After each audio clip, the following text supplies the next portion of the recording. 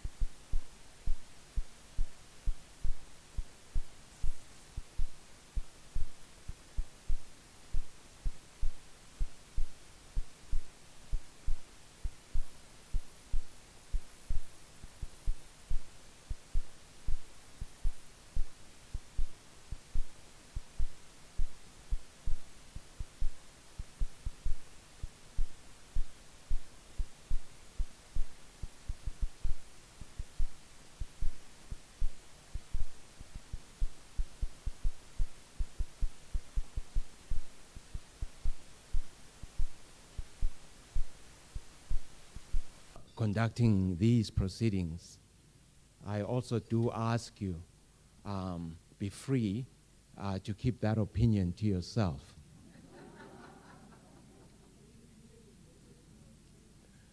And also, if I should, in between now and the next hour, 45 minutes, say something perhaps which does not meet your approval or is offensive, I would like to apologize in advance. I am prone to say things sometimes that are offensive, but you know all my heart where it's coming from. It's not meant to be like that.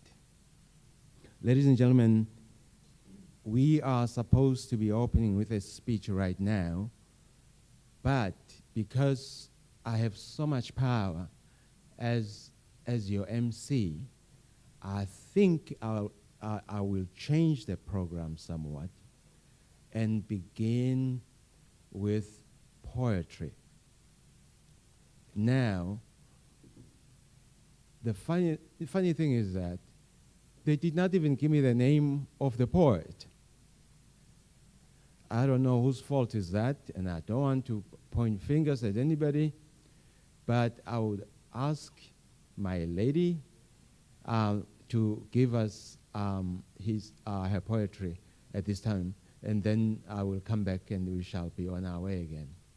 Thank you. You can clap hands for me if you don't mind. Hey, what's her name? Is she here? I thought she was here. There she. Would you please give a big hand of applause?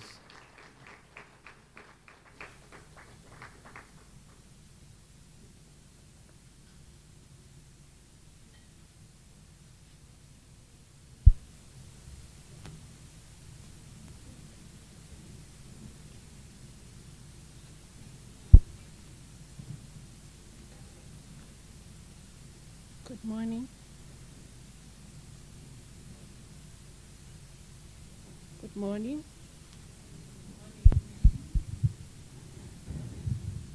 My name is Zeli, the poet. I have two pieces for you this morning. The first one is called Chagazile.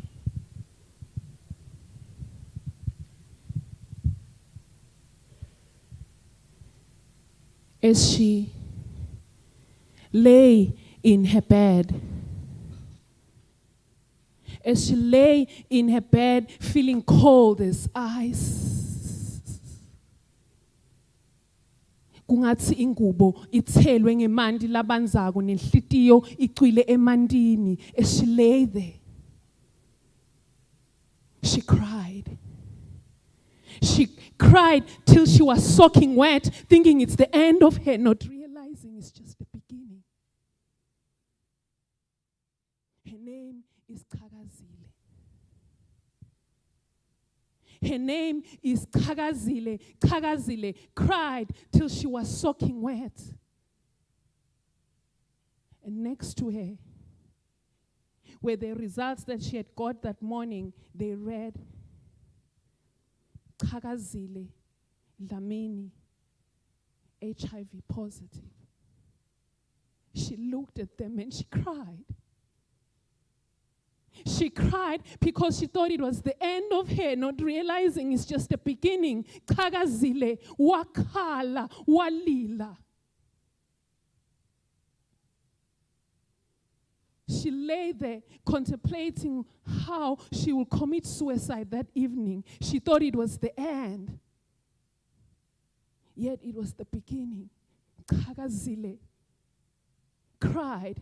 She cried, and as she lay there, she remembered Gogo's words. She remembered Gogo's words when she said, your name is Kagazile. Your name is Kagazile. Kagazile, wavuga wakagaza. Kagazile, wavuga wakagaza. She took a bath and put on this beautiful dress that Gogo had bought for her from True Pepe a long time ago. Kagazile, wavuga wakagaza. She looked at herself in the mirror and realized being HIV positive is not a death sentence.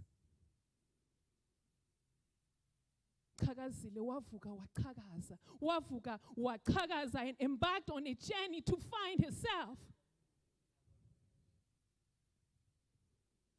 And today, I know the same woman, Usibane uyakagaza emangweni, because if you live life according to this greatest version of your grandest vision, God meets you along the way. Kagazile wavuga wakagaza.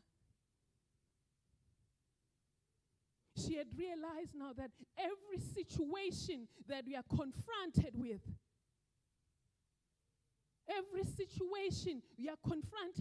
whether it's in your body or your outer affairs, every situation contains within it a seed which is good for you. Just take the step and cross the bridge, because every situation God gently calls for you to choose again.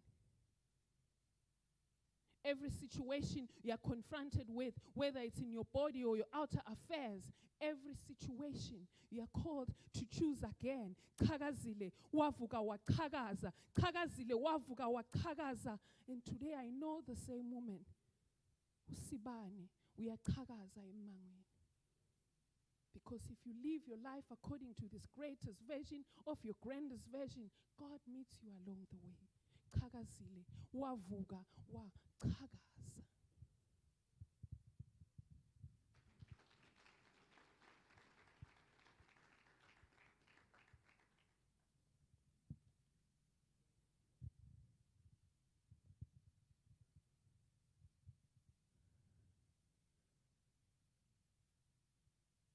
What's that say?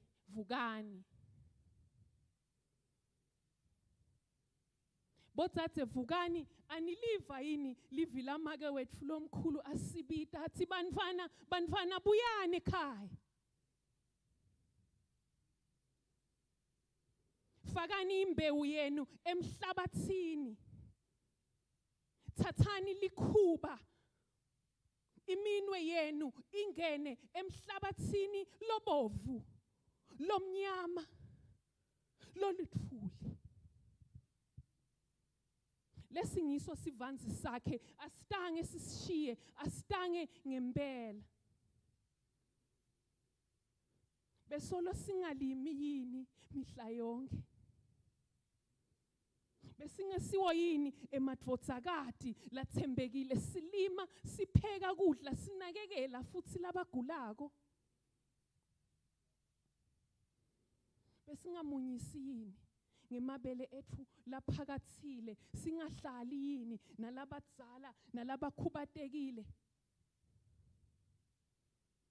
besingasidini ekuhlanyeleni nasekulimeni. Sinisela, silalela, sivukela, sihlobisa, side sophe. Asikatinikelini kakhulu. Nalapho konke kwethu sekushabalele sate sathola indlela yekuchubeka sigidze, ngisho nalapho sesihlaselwa ngemadvodza lamadzala, asicedza butfophi bethu saze sajeja.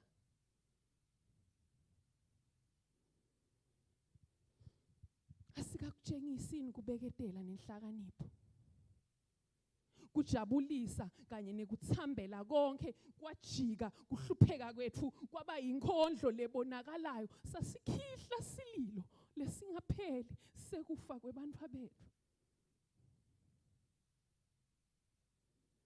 Asikachubekini samamatheka etigulaneni tethu nakubathengi, lapho nisiyise khona ekufeni. Bodzadze vukani bodzadze, lahlani tibopho tenu tekwesaba, yibhaleni kabusha indzaba yenu, memetelani indlela lensha. Giyani ngemtimba yenu kuleli shashalazi. Phuthumani sikhatsi sifisha, phuthumani sikhatsi sifisha. Makhosikati phakamisane mafosholo enu, tihesho netintshempeza temapiki enu phezu komkhono. Limani sivanziseni ningapheli. Alingene phansi kakhulu likhuba, yibambeni inhlanyelo lenelithuli ngetandla tenu letifuthumele temkhicito. Yikhuliseni ngetitfukutfuku tenu nangekwetsemba. Yithandazeleni, ayimani imile, ayimani ihlumelele. Singuleyo ndalo yetitukulane ngaphansi kwemhlaba lesekudvute kutsi bese iyachuma. Thank you. I would just like to acknowledge this last poem that I did. It was formerly written by V. Ensler, the founder of 1 Billion Rising, and I changed it into Siswati. Thank you.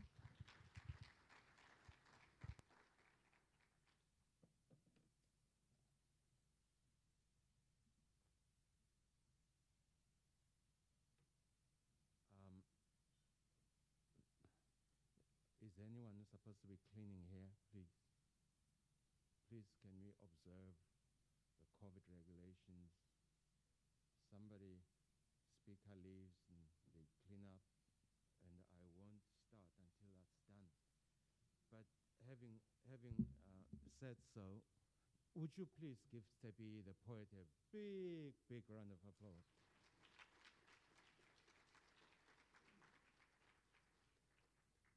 What an amazing artist. I was extremely happy before she came up here. And now, after what I've just heard, and just the sheer visceral nature and poignancy of the words, I think I am emotionally distraught now. For obvious reasons, I'm having to question myself, but I do like she said something quite deep when she says every problem. I think she said every situation contains within itself the seeds of its own solution. I thought that was quite, would you please give a big hand of applause for that? Because if you are listening carefully, the philosophical expose of everything she was saying as it applies to life was truly amazing and sometimes too deep to understand. And the last poem, especially in very, very deep Siswati, it sure was. But I did pick that up when there was this clarion call to women to get up and begin to empower themselves. And I like that because, and I've always said it, and I'm going to say it again, gender violence is propagated so easily here because women are economically dependent. It's very, very true. I have said it before, and I think I'm going to say it again. There is nothing as dangerous as a woman who's economically empowered. Why? Because she's got options. A woman with options is dangerous. Dangerous in a very good way. Because men cannot just ride roughshod or run riot over their rights of expression, over their rights to be loved appropriately.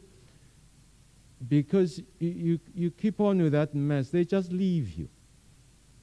Because they don't need anything from a man anyway. So I like that. Take that for what it is. And I'm continuing to speak because I know that DPM is outside and no one has come to clean my desk. Okay. Pearl, can you help save the situation? This podium needs to be cleaned each time someone comes in here and leaves.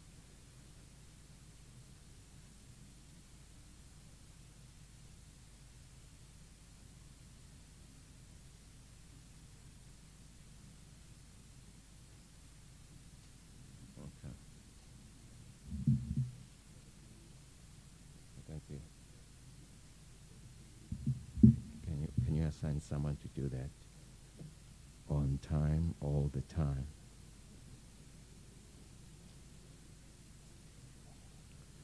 We're waiting for the DPM to come.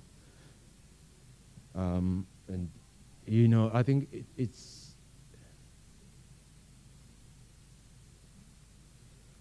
Ladies and gentlemen, would you please be upstanding?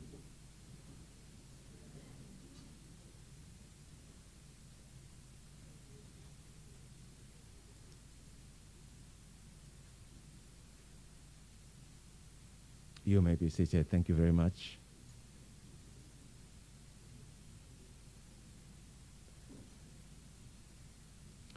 Your Excellency, welcome. We have decided to start the program from the middle. In order, when you come, we can start it from the beginning. And we started with poetry from a lady by the name of Tsepi the poet, amazing artist of this kingdom. And we welcome you, sir, and thank you.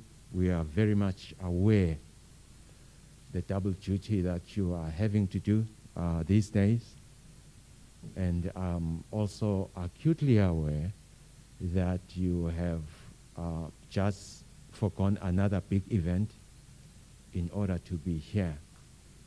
So your coming here not only shows the deep importance of this event in the national grand scheme of things, but also it shows your commitment to this agenda of which we are about here. And with those words, Your Excellency, we say thank you for making the time, and thank you for coming. Would you give him a big round of applause, please?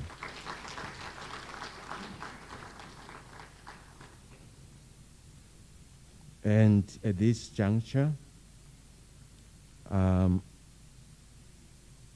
chairperson of SWABCHA, as you all are aware, he is a chartered accountant, by profession.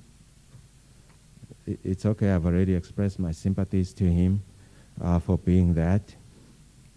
And he graduated in the UK and started his long career as one of the most esteemed auditors in the country, auditing every company you can think of. And now he is the CEO of Standard Bank, which means now he gets to be audited. I wonder how that feels.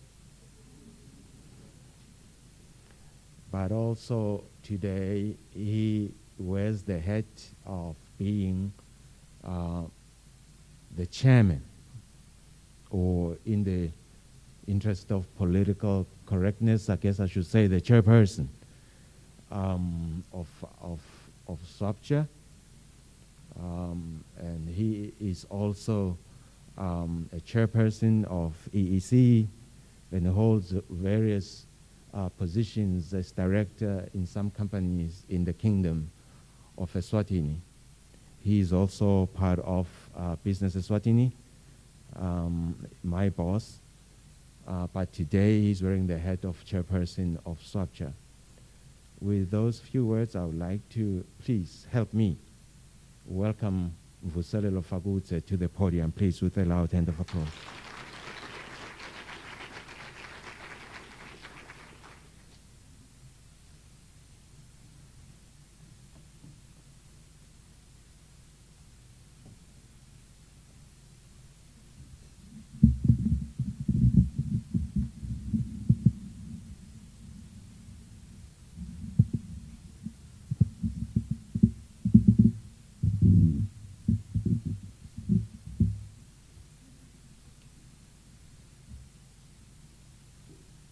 Program Director, thank you for welcoming us this morning. Honorable Deputy Prime Minister, we thank you, Nhlane, for making time to be with us today. We know, as the Program Director has already said, how difficult your schedule is, but it means a lot to us as private sector to have government at that level coming to be with us on this day. We know the national event has already taken place. We always allow it to take place so that we come after the government because we are your citizens, Nhlane. Thank you for that. UNAIDS Country Director, thank you for being with us today. We know you're only 3 months into the kingdom, but you've also found it proper to come and join the private sector when they say that we are also part of the fight against HIV and AIDS. And that fight is not going to win us. We are going to fight it together. So we thank the UN family for being with us on this journey. And it started many years ago. It still continues to this day. So we really appreciate you and also welcome you to the Kingdom of Eswatini. We also have an honorable member of parliament who is well known to a lot of the Swazis here today. Thank you, Coach, for joining us and being with us. We are deeply honored to have you in our midst. We also have the Chief Executive of Nature, an organization that was founded specifically to respond to the HIV/AIDS pandemic at the time that was killing our populations. Some of us here before you are survivors of that. We are here today because we survived that pandemic. We never thought that in our lifetime we'll be found by another pandemic. But that just shows you the scale of time. Things used to happen maybe 100 years apart many years ago, but it looks like we have to brace ourselves for these things like drought and all those global phenomena that find us as human beings. But Director Mabuza, thank you for being with us today. We're deeply honored. The fight against HIV is very close to our hearts in the private sector, because if the private sector doesn't function, a government cannot function, because we depend on each other to keep the economy alive. So thank you for all your efforts that you continue to do for the country and for partnering with SWABCHA, most importantly, in making sure that we can keep our employees in the workplace and ourselves healthy and able to continue to provide national service. We really appreciate it. The Chief Executive of SWABCHA, Magetobile Dlamini, thank you for hosting this event for all of us. We as private sector are truly indebted. We know how long the journey has been for you. I remember in 2003 when then the Global Fund came into the country, and there was something called the CCM that we needed to find people to represent the country and different sectors of society. We sent you to go and represent the private sector at that time. And thank you for having walked this journey, and you still continue to walk this journey with us as the private sector. We really appreciate it. We don't take it for granted. A lot of lives have been saved by the efforts that have been put by the people in this room, and that is why we conquered that pandemic. Today, we no longer call HIV a killer. We call it a manageable disease because we believe we've reached the stage where we are able to manage it. 95, 95, 95 is not an easy target to achieve. A lot of effort has gone into that, so we really appreciate that. Today we're here to celebrate and be, as private sector, to acknowledge the journey that we've walked since this pandemic started. I want to believe that the country, as a country, we've conquered it, and we now need to focus on other diseases that are continuing to be a threat to our lives as human beings on this planet. Yes, we're going to pass one day because we all have that day in the calendar. Just as we didn't know when we're going to be born, we also don't know when we're going to move on. The only person that knows will call upon us to do our part when the time is right for him to make that call. But for as long as we live, we need to look after our health. We need to look after our health, particularly in the workplace, because if Deputy Prime Minister will have a healthy workforce, it means that we have a healthy economy. If all the people in the workplace can be sick at the same time and not be able to do their work, you can imagine how disastrous that would be to the economy. So we're truly indebted to all of you here representing various organizations of the private sector in the kingdom. We don't take for granted all the work that you do every day, waking up to keep this economy going, even with the pandemic that has faced us today, that is a threat to our livelihoods and to our own families. We really acknowledge that private sector has continued to stay strong, to continue to support the economy for the benefit of all those that live in it. We still have a very long way ahead in terms of eradicating poverty, creating jobs for a lot of our people in the country, and the private sector is working very closely with the government to make sure that the next level of economic recovery post-COVID-19 is really as impactful as it can be, to make sure that we can reverse all the losses that the gains were actually achieved over the years. Part of them have been reversed by COVID, but we're hoping that working together we're going to recover and create even a much more vibrant economy for the Kingdom of Eswatini. So I want to thank you all for that and for making the sacrifice to be with us today. We don't take that for granted as an organization. It is your organization as private sector. You continue to fund it with your subscriptions every year, which we appreciate very much. And it is because of that we're able to come together today and have a conversation about HIV and how far we have gone and where we're what we're going to achieve going forward, because there's still a long journey to go. Without taking much time, mine was just to welcome you all and making sure that you are all comfortable and in your places, but also to light the candle, because we need to make sure that we celebrate the successes that we've had, but also we don't forget those of us that have taken the ultimate prize of the pandemic, that have moved on to be with the Lord. And we do in spirit and hope that they continue to be with us and in prayer and wherever they are. So today we're going to light the candle in that respect.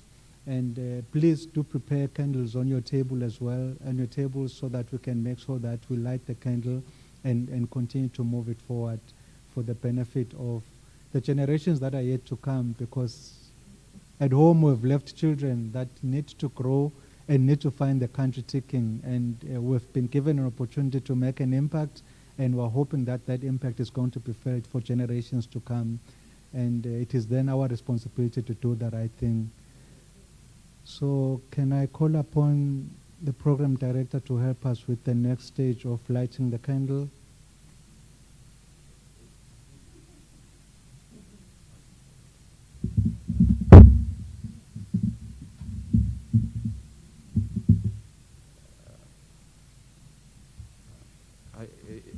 Is it at all?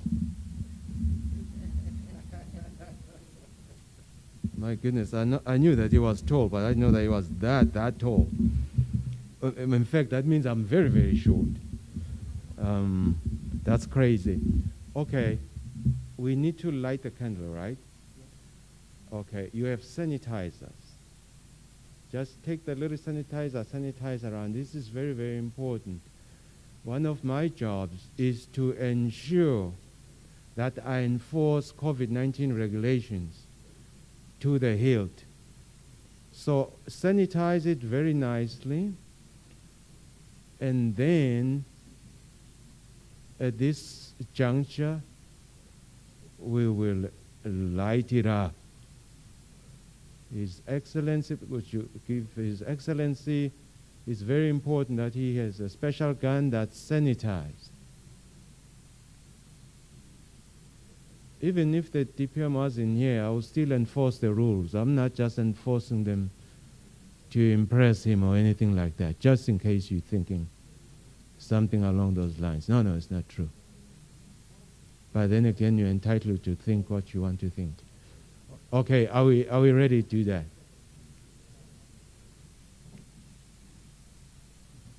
The ceremonial lighting of the candle will take place at this point in time. And my sanitizer is really working overtime. I'm very impressed. I will make sure that you get promoted when you get back to the office. But don't expect, obviously, a monetary raise. We'll just promote you. They'll give you the title without the benefits. That's how it works these days.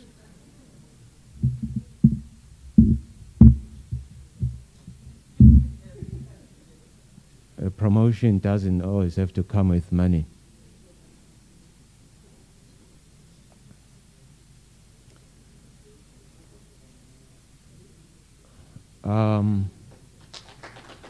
Please give a big hand of applause.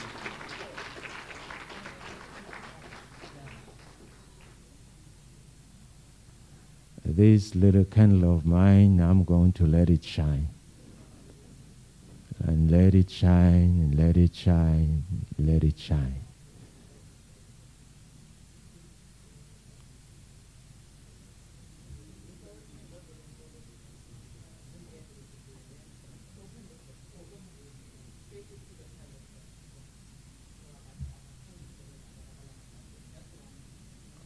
Okay. From one candle, more candles are lit. Like they always say, it always takes a spark to get a fire going. Because of that one light, many are lit. That's the power of the multiplier effect. And keep on lighting.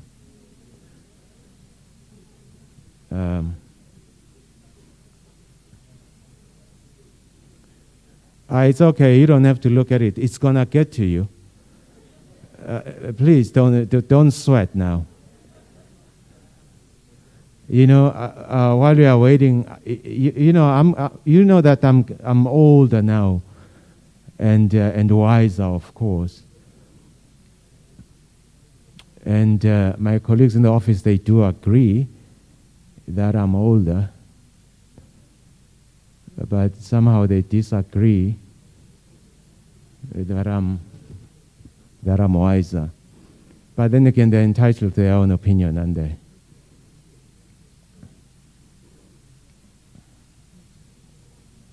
Very shortly, I'll be reading the names of the companies that are here. And the funny thing, by the way, the funny thing about getting old is that sometimes in your body, if something doesn't hurt in your body, it's because it doesn't work. And if it hurts, it's because it works. A very, very strange phenomenon of getting old.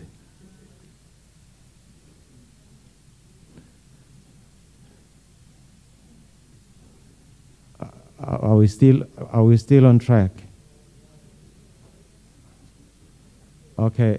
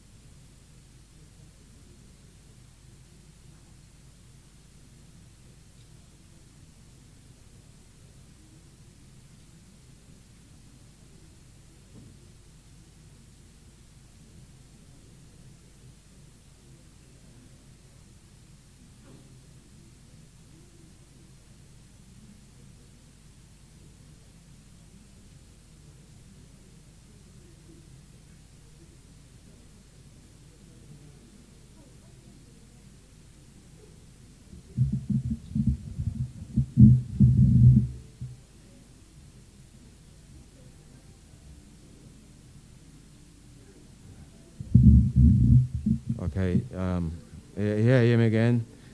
Let us continue.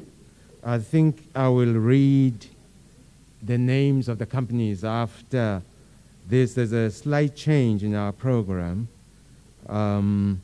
because, as you are well aware, His Excellency schedule is quite tight today.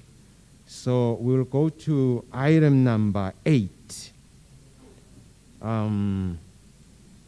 May I have your attention, because now these are very important items that are coming up, and I do request your utmost attention. At this point in time, I will ask Lindelwa Masego, who will then make a presentation on a personal journey with sexual violence. I will ask her to come up at this time. I hope she is ready. Lindelwa, are you here? If so, raise your hand so I can see you. I don't see a hand up. Oh, there she is. Yeah, please give a big hand of applause. Lindelwa. Please help yourself.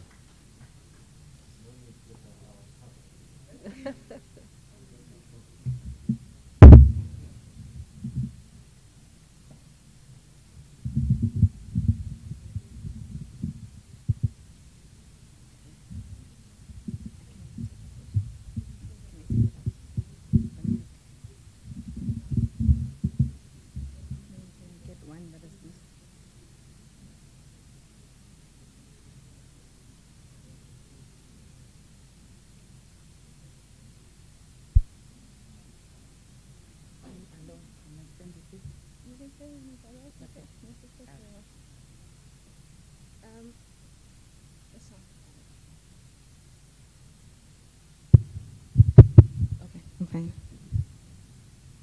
All protocols observed. Ladies and gentlemen, I greet you all. I was taken by surprise. I was really by the last speakers there, and now I still have to take my breath and everything. But really, I'm just so happy to be here. How I wish this was really a performing stage, because then I'd have to like dance my heart off. Because I am a performer, I'm a dancer. But today is really not about that. As the MC had said, it's about a story, my journey on sexual violence. Let's just change it a bit. I don't want to call it that. I want to call it my story on negotiation. But then before we even start, I'd like each one of you to ask yourself the following questions. What was she wearing? Where was she? What was she in terms of status? Okay, let's move along. I hope you got those questions because you have to answer them. I'll possibly just pick one person from the audience and ask them to speak up. So I just want to say that negotiation, I'm just so happy that my career is not on sales. I'm an accountant. Well, I'm a financial analyst at the FSRA, but my profession is in accounting. Because you can imagine if it was in sales, it would be a mess. Why do I say so? I'm not really one person who's good at negotiating. Let's start off with defining what negotiating is. Negotiating is a discussion aimed at reaching an agreement. I've never been really good at that, to the point that when I have to buy something, and maybe it's a phone, and I go to our friends there, and they're like, 2.8, my friend. I'm like, that's fine. So because of that, I always take a friend with me so that they can do the negotiating part. But you know, funny thing is, the universe always has a way of putting you in a situation, in an uncomfortable situation, where you have to do that very one thing you're not comfortable doing.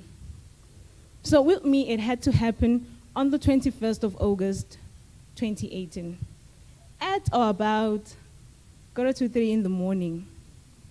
All parties wanted something that morning, so we had to get into negotiating. But then before that, I actually thought of all possible ways. I thought, should I run? Should I fight? That's really the most sensible thing, right? You run or you fight. So I thought about it. I'm like, run. I'm like, no, I can't run because I run like a chicken. I'm not going to save myself from this one. Fight, I thought. No, girl, you are outnumbered. 2 against 1. It can't happen. They are armed. You are unarmed.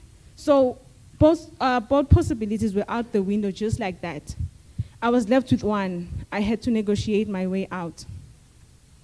So I asked them, what do you want? And they said, 6. And I was like, okay, if nginiketa is 6, there I was trying to negotiate for the same free oxygen that is afforded everybody. And they said yes. There, ladies and gentlemen, an agreement. Remember the definition? We reached an agreement. As a result, I was left unharmed. But they took my power. I was left powerless. Laying down there, and you think, I can't do anything to save myself. I can't even fight. That right there killed me. Because, you know, it is not really about the 6. It is about the power that they take away from you, that kills you. So I was glad it was over. The sun came up. Okay, it's over. I'm happy. I have escaped death.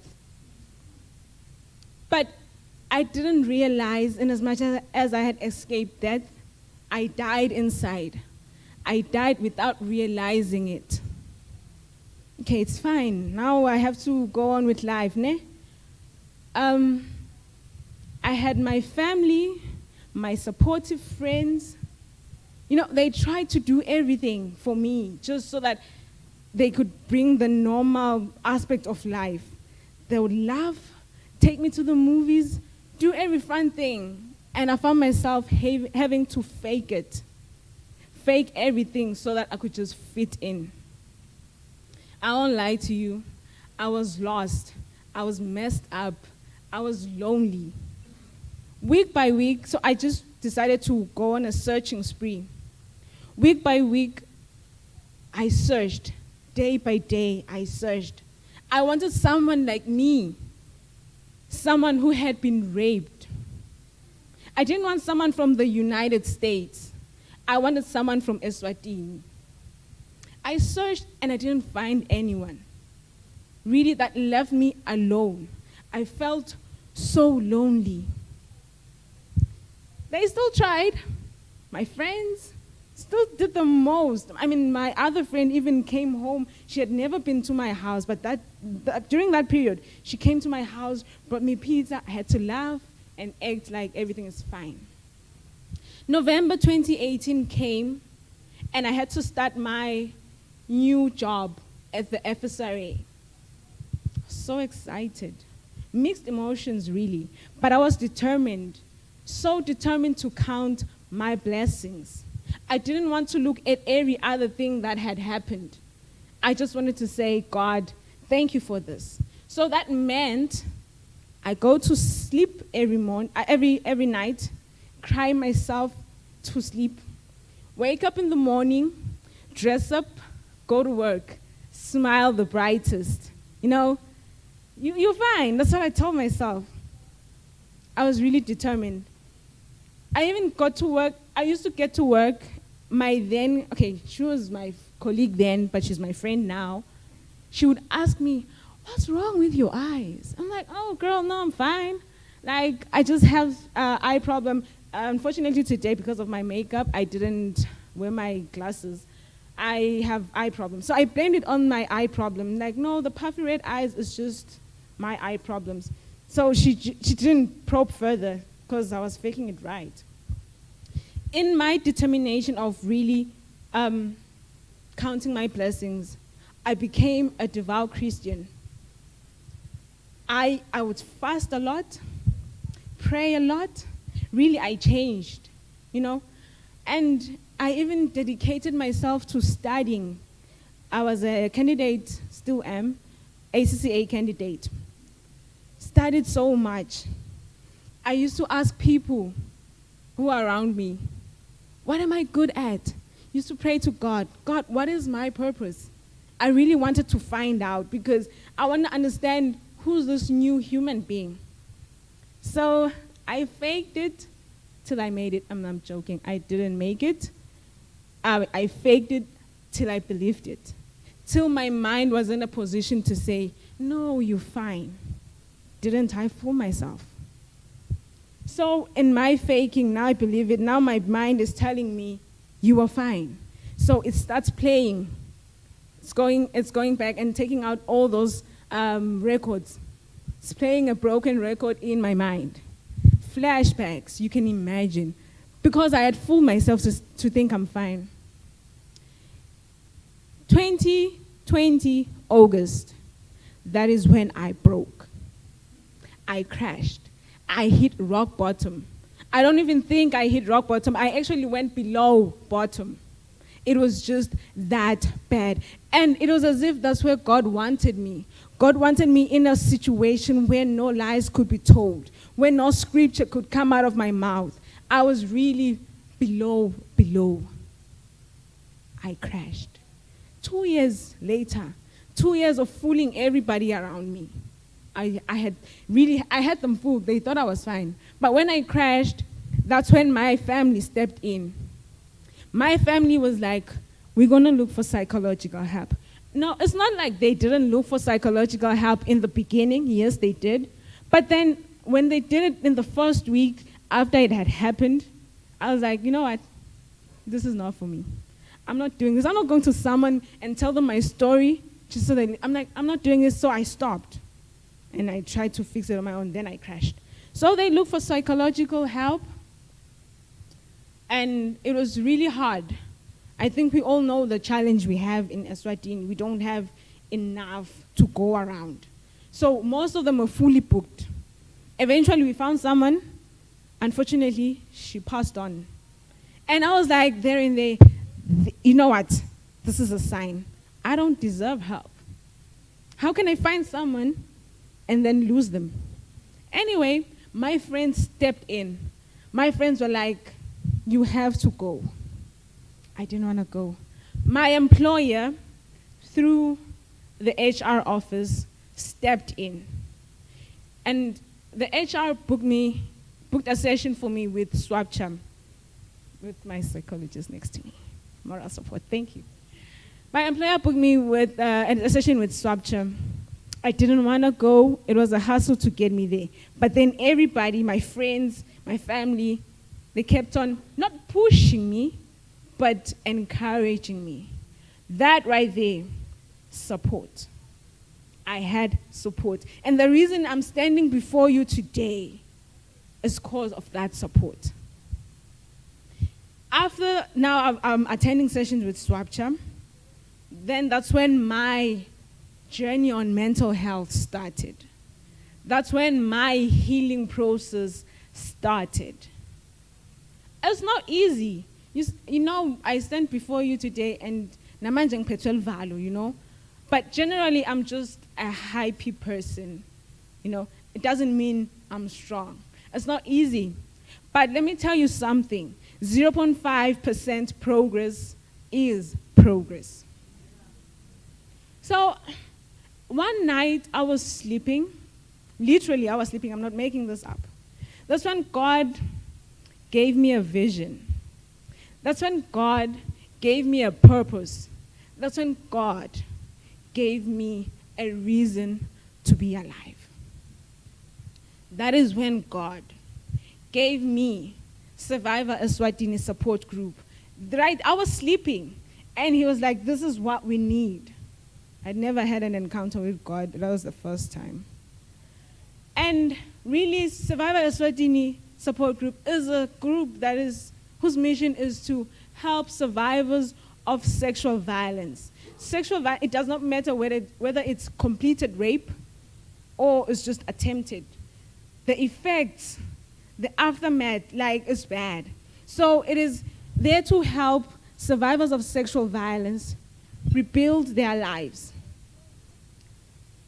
Rebuild their lives, start a journey on mental health through sharing their experiences, through socio-economic empowerment, through really telling each other's story and telling each other, what do I do in the back door when nobody else is around? How do I survive? Because we need all the possible weapons to go into this war and fight. Survivor Eswatini is supposed to really tell each and every survivor that you're not alone. Sibanini. It's just that we're quiet because of the stigma that is attached to it. It's not easy at all. But Survivor Eswatini is going to say, you can come, tell us your story, and we're here, we understand, we support you. You know, I always ask myself those questions. What is it going to take for sexual violence to be treated like the pandemic that it is? What is it going to take for decision makers in an economy to direct resources towards a cause like this, to curb this sexual violence, and really to also direct resources towards dealing with the effect after? Because what kills you actually is not the actual rape. What kills you is having to leave now. You don't even understand where your life is. You don't even understand who you are. That is what kills you. We need resources to go towards that. I ask myself, what is it going to take for sexual violence to be called just that? For instance, rape is rape. Rape is not dividendlu. I can imagine when I talk to my parents about coming out as a survivor. I can only imagine if they told me, no, sis, you can't talk about this. We keep it within the family. They didn't say that. You see what that gave me? That gave me power. Talking about my story gave me power. Talking about my story liberated me, because it is about me, not about what someone else is going to think. What is it going to take for sexual violence to be treated like HIV, to be treated like the most recent pandemic, COVID-19? What is it going to take for a community to come together to fight? You know, to be honest with you, HIV at one point in time, nobody was having it. People were dying, yes, but nobody cared. People didn't want to test. Stigma was rife, I couldn't even stand next to her knowing she's HIV, but now it has changed. I know I can hug her. You understand? Because there was a shift in education. There was a shift in support. And then there was, together we can fight HIV. That is the exact same thing that we need for sexual violence. We need the shift in education to say, how do we deal with it? How do we view it? We need a shift in support to say, how can my family, how can my friends, how can the community support a survivor? We think we know. No, we do not. I am a survivor myself. And sometimes if someone else who's been raped comes to me and says, I've been raped, sometimes I'm tongue-tied.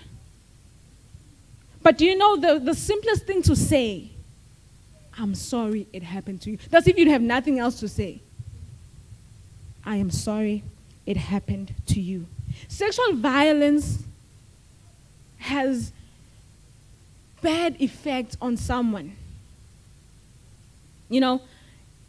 From emotional, can damage one emotionally, it can damage one mentally, it can damage one physically because people respond differently to everything. And worse, it could lead to death. Through suicide, you might be wondering, you don't even know what's happening in my room, don't even know I was raped, and you just find me hanging. And what I'm going to say, I didn't even leave a note or be just thrown into any other statistic, but you don't even know the cause. Those are the effects that sexual violence has on someone. And I, for one, I am an advocate of mental health because I know the struggle. I know if this is weak, everything else is done. I believe that mental health should be available free of charge to every survivor of sexual violence. That is my belief. We need it out there. So I'm just approaching the end of my speech. I just want to say, let's go back to the questions I asked in the beginning. Are we ready? Do we remember the questions? We do? Great. I'm sorry for wasting your time because I just want to say it doesn't matter. It doesn't matter what she wore because rapists do not rape clothes. Rapists rape human beings. I want to say it doesn't matter where she was. She could have been in a club. Doesn't matter. She could have been in her house. Doesn't matter. At home. In hospital. Yes, it happens in hospitals too. At school. Rape is rape. Guthi benguphi shouldn't be in your vocabulary when I tell you I've been raped. It doesn't matter. It doesn't matter what she was. Status. That doesn't matter, ladies and gentlemen. Junior officer like me, CEO, anybody, manager, anybody, scholar, anybody can be raped. Male, female. The reason I just focused on a she is because now the statistics speak to the number of people, like, more women are raped as compared to guys. But it doesn't matter, they also get raped. So you cannot ask a guy when they tell you, do you know how hard it is for a guy to come out and say, I've been raped? It doesn't make sense to a lot of people. Ulsoja, bakurepile, awukalwi njani. Don't ask that. It does not matter. It can be anyone. Anyone. As I said, the first thing, if you do not know what to say, is, I'm sorry it happened to you. So lastly, as I'm about to take my seat, I want to say, I still do not like negotiating. But I'm glad I negotiated that day. Because I negotiated, I get to stand before you today and tell my story. Because I negotiated, I get to be the voice for everyone whose voice has been taken. Because I negotiated, somebody can look at me and say, she negotiated. And right now I can speak up. Somebody can say to me, she's doing it. That means I can do it. It doesn't mean it's easy. But support is very important. This wasn't even part of my speech, but I really want to say to my family, to my friends, thank you so much. Well, for my family, it's almost like a must for them to support me. My friends, not really. But my employer, you do not understand how grateful I am. My employer, the HR, booked a meeting with Magetobide from SWABCHA, sent an email, did everything. I didn't want to go. She called me, have you? I'm like, oh, no, I'll go. She called me. I didn't want to go. But because of the HR office, I was connected to this wonderful mother of mine. This wonderful mother of mine provided support and held my hand.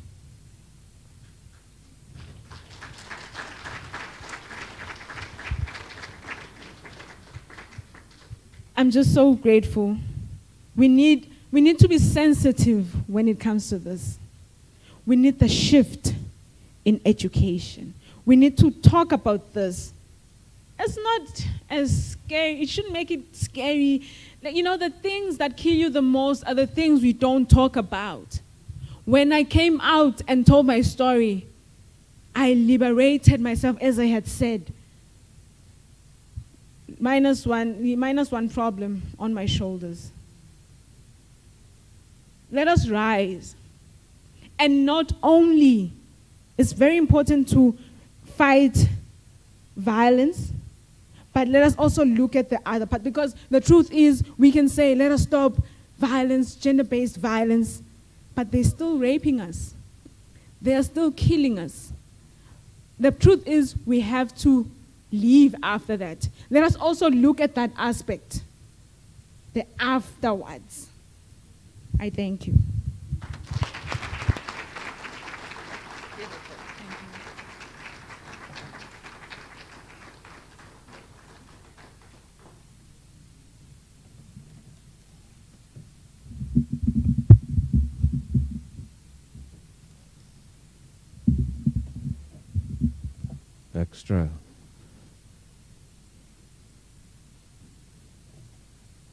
Extraordinary lady. It's just a sheer courage and gumption to tell her story. She's telling her story. It takes quite a lot of courage to do so. And I dare say shame on them. Shame on them. Because they thought they were destroying, yet they were unleashing a force which will be so unstoppable. I see in their eyes that the vision and the power to drive this message going forward. Because of her hurts, more women will get to live. Because of her pain, others will be saved. And thank you so much, Lindelwa. It's a powerful story, moving, very painful. But look at you. Only God can inspire that inner energy and stand before all these people and say, look at me. And I say, shame on them. Ladies and gentlemen, we need to move on. At this point in time, he is an honorable MP, Markford Sibande.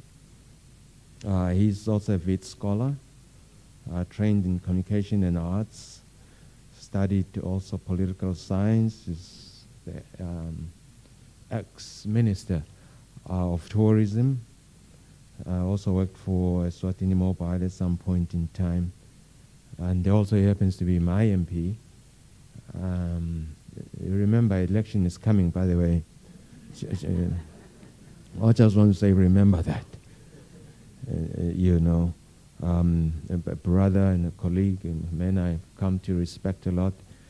At this point in time, please, ladies and gentlemen, please help me welcome Honorable MP Makford to the stage.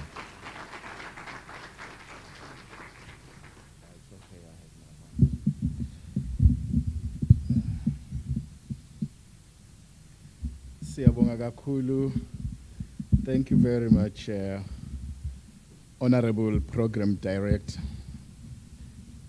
the Deputy Prime Minister, UN Country Director, Nature Director with us, Business Eswatini, CEO, SWABCHA Chair, and SWABCHA Director, the young survivor Lindelwa,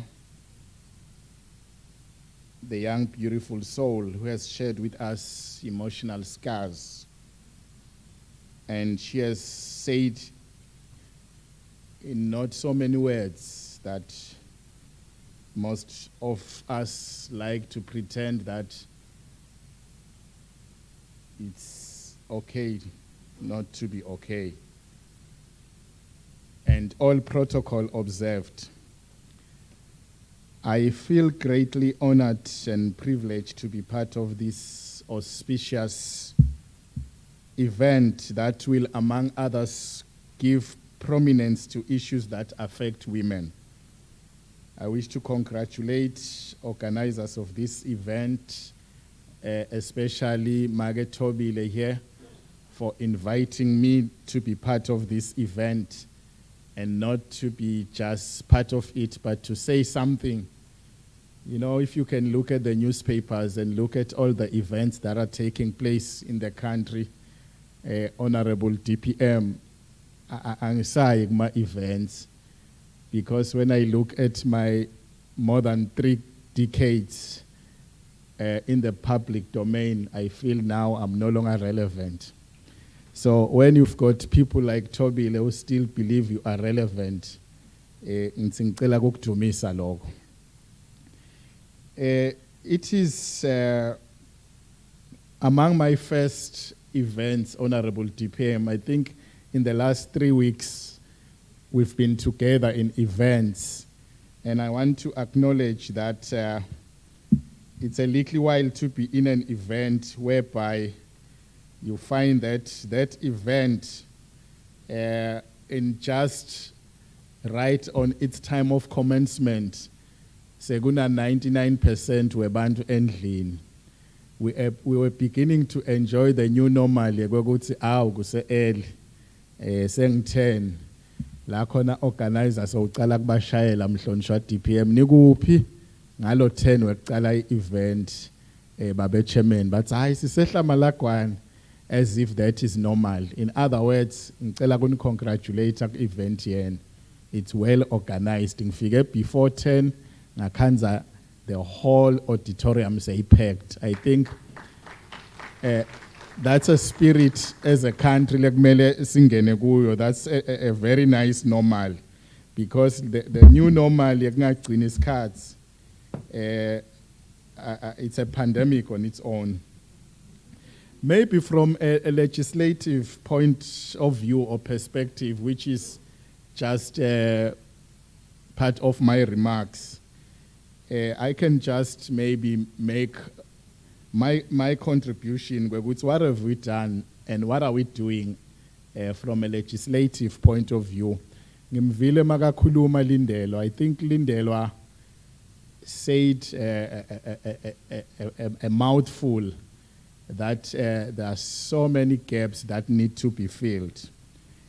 As I've already said, in just a few weeks or in just a week time, as chairman of the ICT portfolio chairman, I've headlined the passing of 3 bills which are related to ICT. Maybe the question will be, angena pilama bills when here sitokhuluma about gender-based violence.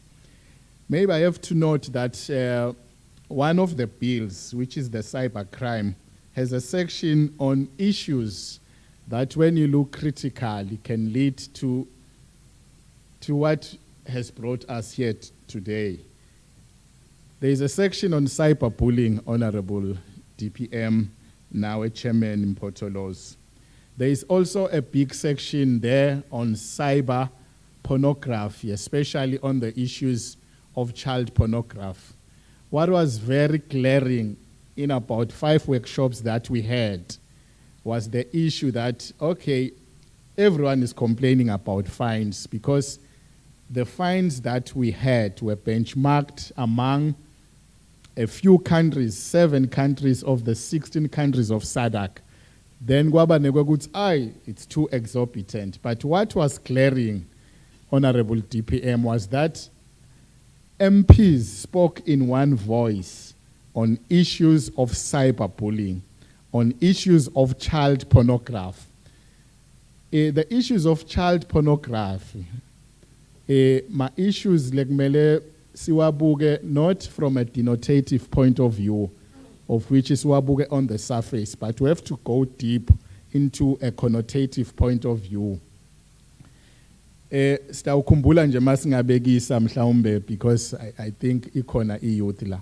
Masingabekisa in countries like Bo America, we have had top musicians such as Tupac Shakur, lebake baboshwa for gangsterism and all that. And but nabefike jail ba release albums that made them more richer than when they were outside. We have even seen this in youngsters like Lil Wayne. Nabefike jail, they became so rich and they were welcomed in jail because gangsterism in America is another tech thing. But now we've got a person in the name of R. Carey. Lo boshiwe and uboshelwa on issues to do with child pornography. Uboshelwa with issues to do with trafficking and the cyber tech section and all that, sexuality. Depressed at one time, ucelile kwakuthi, hey, solitary confinement is killing me. Ngicela kungena ngibe naletinye tibosho. Guess ukuthi tamendani letibosho. These are the people who are on the wrong side of the law, but they are saying no thine sila ejele. Stele tindwo letiphilako. Nangithi letiphilako inverted commas. Sigangile sendeni wena utela on child pornography damgangatsa tibosho. Waphinze wacela, hey, can I go back to solitary confinement? By this example, Honorable DPM, I'm trying to articulate the gravity of issues that have to do with bodily harm. As Ashito Lindelwa gokuthi ku create emotional scars. You find that even the people who are on the wrong side of the law atakugangatsa. So all I'm trying to say, see portfolio committee, say, hey, issues that deal with cyberbullying, cyber trafficking, because that's where the violence starts anyway. Because nangda trafficker, usually mhlawumbe, in percentage form, the trafficking yendega to women. And if I can confine women in a space whereby I have control over them, over their lives, obvious, sektauba ne violence. Angikhulumi necessarily le violence of passion le endeka eTanzania. Ngisakhuluma nje ngana violence na ile generic le sitheke siya addressa ngaleyo. Maybe another thing, Honorable DPM, myself personally now, ngiku order paper as we talk. La khona ngibhale emotion. Let's see, gender-based violence sale simenda a pandemic. Before there was the talk of HIV/AIDS in the fall of the 80s, gender-based has been there. I can safely say gender-based is as old as mankind. When you look at channel 170 or channel 171 in DSTV, and when you read The True Detective, ukhanza kokuthi America nakubo Europe is sophisticated kokuthi a guy will just change. I think it's anger. In one of my writings, I used to call it the international voice of anger. Somebody utawuthatha lizembe ajube umfati in pieces. Then, as I package, if you have stayed in England, there are so many hedges. Akhiphe nje le hedge kahle, amngcwabe lapho, abuyisele hedge. Think British or American people are so good in acting. Nago aya a police station akhala, my wife, my wife, my wife. Wife is just underneath the hedge. Kutawufunwa 20 years. We they are good forensic, 21 years, but ambamba. You killed your wife. But this was like, oh, it's happening in Europe. And as we get closer to the hard work of people like Boswaka, I'm happy Nonhlanhla is here. We're saying, oh, kwendeka nala khaya letinto. People like Bononhlanhla bastrugglishile nabaqala. I even said, Nonhlanhla, you know why you are struggling?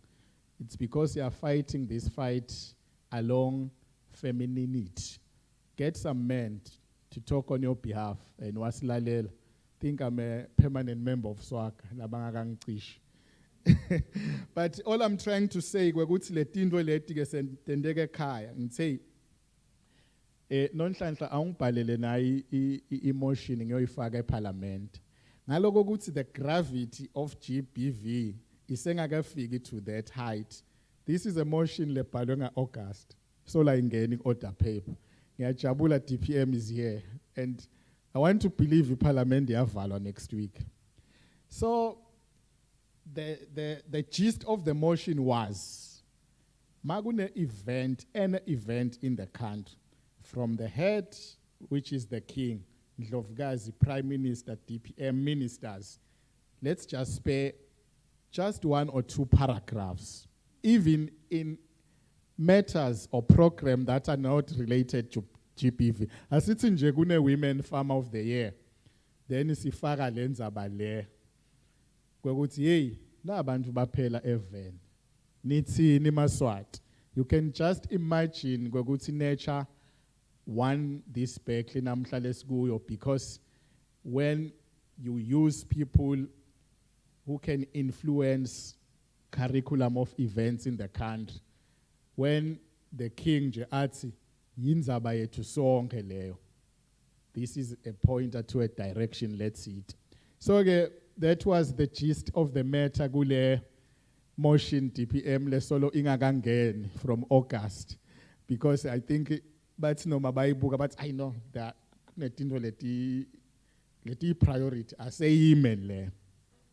So we want to believe ukuthi over time kutawufika isikhathi where we say no, we need a debate la. We need bobabe mvuselelo in the NGOs and in the corporate space to have this topic, to have this debate. And by doing it, believe communication. In communication, there is what is known effects tradition. And there are issues of repetition. The more you repeat, from repetition, gasuga kube ritualize. From ritualization, gasuga kuba naturalized. It's when it's naturalized when the things say an impact. So this is what we need. And this is my contribution as a member of parliament. I still believe something can be done. And isengvala mhlawumbe nangibona country rep wakayuni AIDS. I've been so privileged to have worked with almost all UN agencies previously. And I've been so privileged to have worked with Nature here, In fact, I was among the first people when it was called AIDS Crisis Committee. Kwekuthi baye eNgilandi bayofunza kwekuthi what can be done. It's when we came up with the idea of edutainment. And edutainment ingathi seyangekuphela. That's why Tobile nakathi une event le njena ngathi Tobile. I can only contribute nami ngokuthi I think there is this young poet asangene, that young lady there, because ema events nyalo ahulumende speech, thank you, bye bye. Kanzi le edutainment, nature can agree with me ngokuthi create a lot whereby people can learn without being forced to learn. It was so humorous, but in the end nasangena noma umshengla, he will make reference of the play lebela stage. Ukuthe nimbonile babesibanibanyana, is a victim because of akafuni kulalela make wakakhe. So as I look now, even COVID akangabi excuse, sayaphela ema entertainment, sengu speech after speech. My last one, mhlawumbe kucela ku UN country director, maybe 2 contributions. I think the first contribution is to workshop MPs, because MPs by link with the people, so that maybe not as MPs, whenever we have these gatherings, we spend 2 or 3 paragraphs and say, Sibangani, Eswatini, why so much fight? We want to believe Goguti, if somebody like me, lovotelwe bantu close to 4,000, kukhona 2,000 lotangiva when I say something. And 2, from country rep, issues of, I know others will say, no, there have been a lot of surveys and all that. Like, how do we get this? What is the cause? What is the source? In a country predominantly peaceful like Eswatini, why lama cases of violence enyuka kangaka? Why the international voice of anger in the pulpit of Africa? Maybe the highly academic focus group interviews and all that. Lamaswata kwatiswe yini kangaka kwekuthi I think Lindelo touched on a very, very important subject. Here is somebody who hamba Gables. And in hamba at Gables, the shops at Gables, anetimpahla atibekela ngaphandle tinhla atsengisa. But the very same rapist akalibulala elfastelo and take the clothes. But why nakabona a beautiful girl or a girl or a gogo, or an infant of 6 months, acabange ukuthi kumele amrape? For me, this is a deep-seated issue. It's not on the surface. So it needs to understand it, because if you cannot understand it from an in-depth tool. With those few words, thank you very much.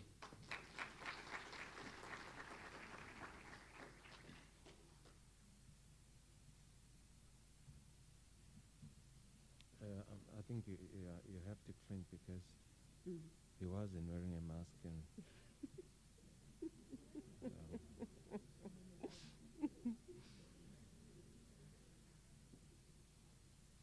but I know for sure that. Thank you. Please, would you give him a big hand of applause again, I know him very well. You can tell he comes from the background of the arts, because he was mentioning Tupac, R. Kelly, and I was looking someone and said, who's that? What is he talking about? No, that's music, y'all. I'm old. I know R. Kelly, R&B, Tupac, and I'm shocked that you even know Tupac, a gangster rapper, and a legislator, and I bet he can rap too, the way he was saying. Tupac, because you can tell he follows that, but I can tell communications. Thank you so much for a fantastic speech. By the way, I want to just welcome those joining us by digital media. You are welcome and thank you for tuning in. Stay with us. We're just almost there. But I just wanted also to just say FSRA, SWABCHA, organizations with a soul. Would you just give him a big hand of applause?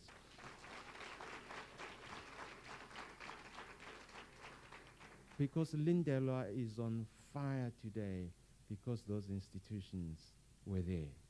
And we just want to say thank you.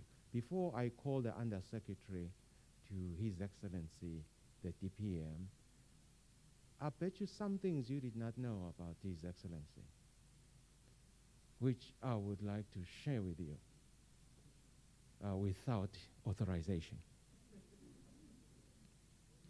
One thing is he has, some of you know that he has a Master's of Science,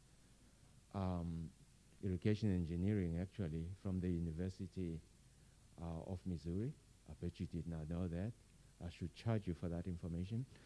And another thing which you did not know is that in the 1990s, he served as the Minister of Agriculture, and then at some point he served as the Minister of Economic Planning. And then in between 1996 and 1998, wait for it, he served as the Minister of Finance. And we enjoyed a huge national surplus under his leadership. The guy was so good. And then just at the end, His Excellency. His Excellency was so good. And then, guess what? And then, just at the end of 1998, because he was so good, the FAO, which is the Food and Agriculture Organization, took him away from us, placed him in Geneva, where he was director under the liaison office in Geneva from 1998. And then he excelled exceptionally in Geneva, that after 5 years, then he was transferred to New York. That's how good he was. And then in 2008, His Majesty decided to recall him. That was 2008, that was the first time he was appointed as Deputy Prime Minister, 2008. He served for 5 years, after which then he became Regional Director in Lubombo. And then again, 10 years later, 2018, he was reappointed as Deputy Prime Minister. He's serving for the second time, by the way. I probably it's going to be a third, I don't know. It could be a third. And I know for sure, I know his wife, Dimpo. He's been married for over 45 years. Actually, he celebrated 45 years a month ago. Would you please give him a hand of applause? And I know that the strange thing about his birth is that he was born on the 7th day of the week and on the 7th month of the year in 19... I'm not going to give out proprietary information. You're not paying me enough, you guys, to give you the year. But it was 19, you know. With that said, I just want, because I know the Undersecretary may not have that information because she didn't look old enough to know these personal details. So I thought, you know what, let me just take the liberty and explain this history. With those words, Undersecretary, guys, help me welcome the esteemed Undersecretary of the Deputy Prime Minister's Office.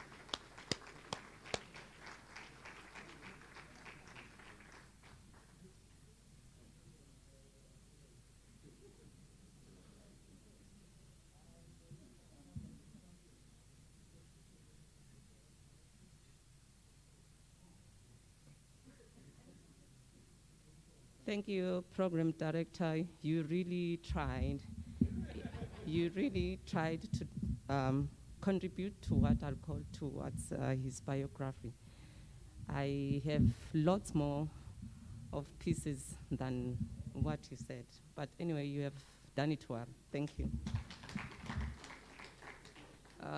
Director of Ceremony, the CEO FSRA present here, Chairperson to SWABCHA, NGOs that we have here in this gathering, distinguished guests, ladies and gentlemen.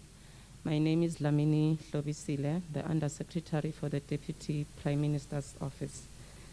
I will just add to what the Program Director has said about my boss. Yes, this guy was really good. And now he's super good. Your Honorable Deputy Prime Minister and guests, today it's 7 days since you launched the 16 days of activism against gender-based violence. And I'm pleased to say, guests, that this man is a man of networking. He tangles with different organizations in realizing and delivering the mandate of his office and the nation at large, of which he serves. And SWABCHA is one of them. And I know you will have a history of close to a decade in this relationship. He is a father. He is a resource for helping transform programs' ability to effectively meet the needs of women, of children, and youth experiencing domestic violence through networking and partner organization. Your Honorable DPM, I think our office needs our guest who presented her journey on sexual on sexual violence. And also to add that the Honorable MP from Manzini wished that we have a study or report on gender-based violence. It is through the Office of the Deputy Prime Minister, the Deputy himself. We have done a study together with the University of Eswatini with highly qualified lecturers at the doctorate level, and the study has been established. You will find it in the government website. Take time to read that report. It's entitled The Situational Analysis on Gender-Based in Eswatini.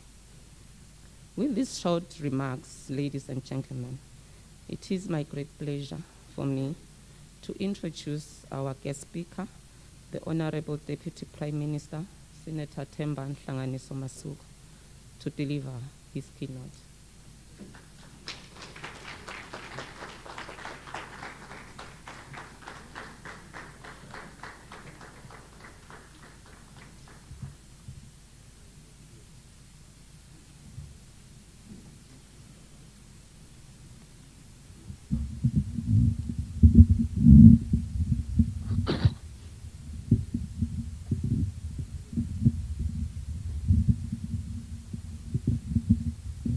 Asibonge Program Director,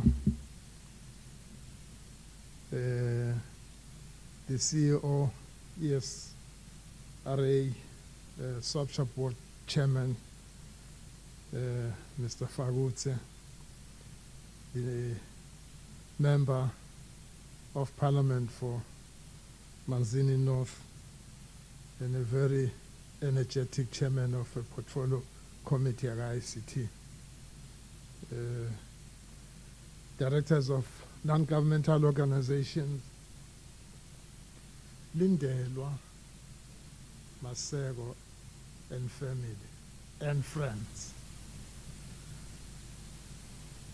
The media houses, distinguished ladies and gentlemen.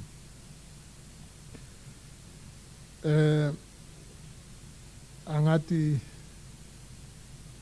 inathi Dlamini ngithi imali yokubhadala, so don't expect any invoice. or send any invoice for what you said about me, but thank you very much.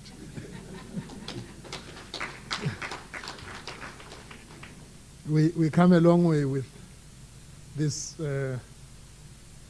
program director. What you forgot to say was he was a member of a very powerful organization called SWABCHA Foundation, which is still in existence but in abeyance these days for a number of good reasons. Ngithi nje ngiqale ngokubonga lokubitana ngitoba ingcenye yalombuthano.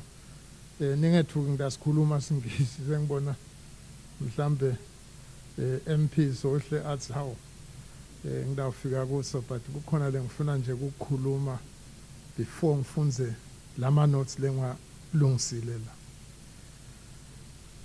Ngithi angibonge lokumenywa kulomhlangano lo. Lomhlangano umcoka kakhulu utokhuluma ngetindzaba letiphethe live kaMatima. Sitokhuluma ngekucedza i-AIDS by 2022.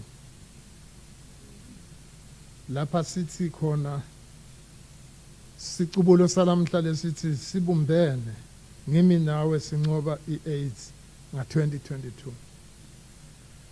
Kepha lokhu lesikwentako lamhla sikwenta lapha sikhungethwe khona i-COVID-19 pandemic. Le hlukumete wonke umuntu kude longakasali kuloko kuhlukumeteka kwaloko. Lokuveleke kakhulu kulamalanga lokumatima lokubuyisela emuva konke lokhu lesesikutholile saphumelela nasilwa ne-AIDS kube kukhuphuka kwekuhlukumeta lelesithi i-gender based violence, sexual violence. Lokhu kukhule ngendlela lesimangaliso and ngoba laba labentiwa lokho bavaleleke letindlini nalaba labahlukumetako akakhoni nakumemeta ngoba lesilwane uhleli naso la endlini. Uvuke eksena sibuke ngemehlo athi nawo lala phinza sibone ngemehlo. Leyo nto leyo ngilelikhuni kakhulu leveta lobuhlungu lesibhekene nabo silive. Kepha-ke ngalokuthi emaswatini akuvela info lenjengale asukuma onke alwe nako lokho. Kungoko sikunqobile lokuningi lasendlule khona. Sibone Tomiso itolo, sabona yona i-AIDS lamuhla ayisafanani nangesikhathi imadima kakhulu eveni ngoba wonke emaswati asukuma alwa naye. Lamhla ngidawuthi ngingakacethi ngibone nje ngicela ukuthatha sithombe nangu umntwana nawo.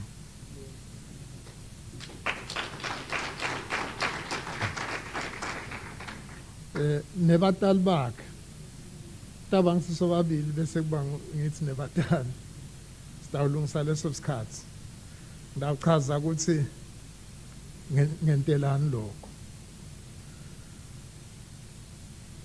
Lindelwa angathi ukuthi ngidachaza kukhona la kuthiwa kunema heroes khona, ma heroines konke lo dihlabani. Ngicabanga ukuthi ungilomunye lengumthatha ngumfake kuleso sigaba. Nathi tizathu i-AIDS ngabe kasikayinqobi ngoba kwakunaloku bukelana lokuthiwa stigma.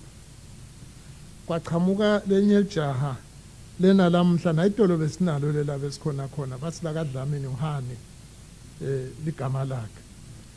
Wonke umuntu abebinzile angakhulumi ngalento isibhobabhobo. Wasukuma wavela. Wathi lo nomnye bekesaba wathi nama ngisho.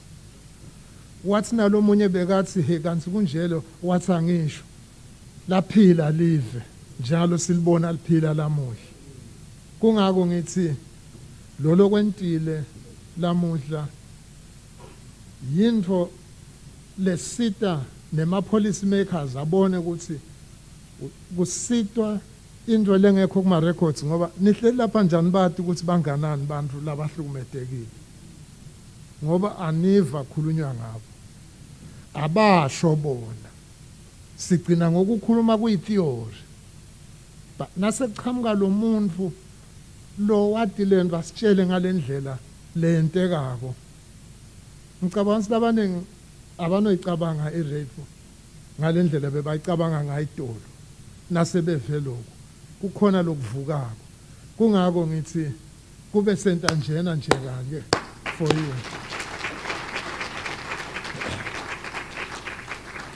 lokwento engilindelwa ngithi angikusho lokuthi ngeke ngisinale phepha lami ngidawufika lona kulo kepha uyithinze kakhulu inhlitiyo yami kulo mcimbi lona ngoba lindelwa usukuma ukhuluma ngento lebhlungu le the 4-year-old child who has been raped can't say, can't articulate, can't kude la ngakwenta lapho baningi kakhulu who are suffering in silence labahleti kwentiwa letinto ngaso sonke isikhathi kubo kude labatamtshela kunebantwana labemithi labanabo 11 years umkhandzi ahlete esibhedlela kuqhamukela abanye labendlula la bathi naloku sekwemithi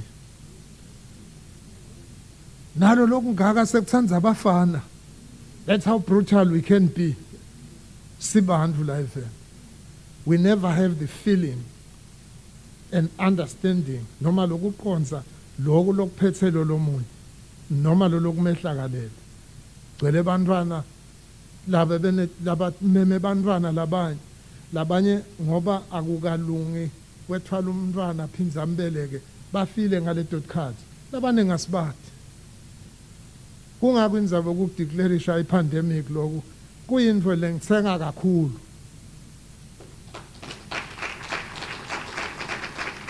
ngoba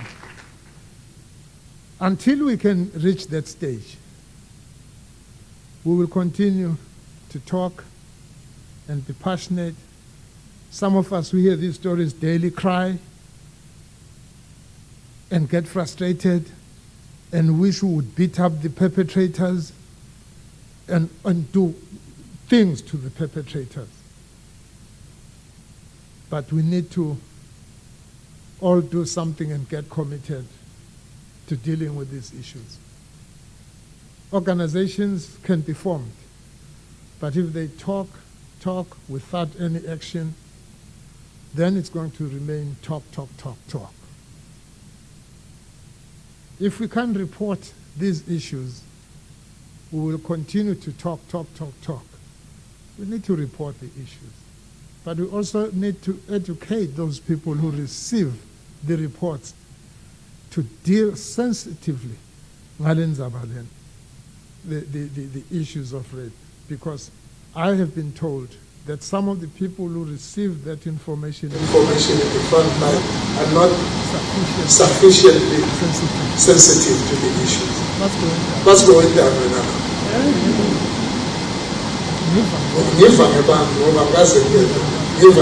I've confronted some of those people who have said to have uttered those words.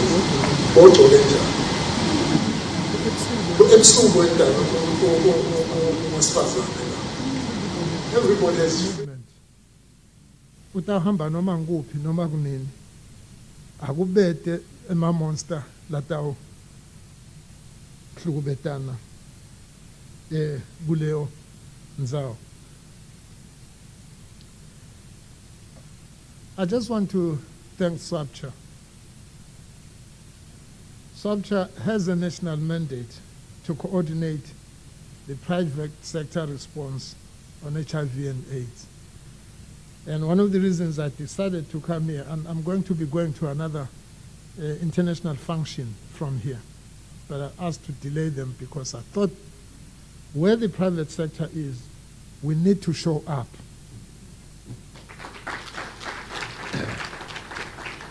We need to show up at the highest possible level to express our appreciation for the support that comes from the private sector.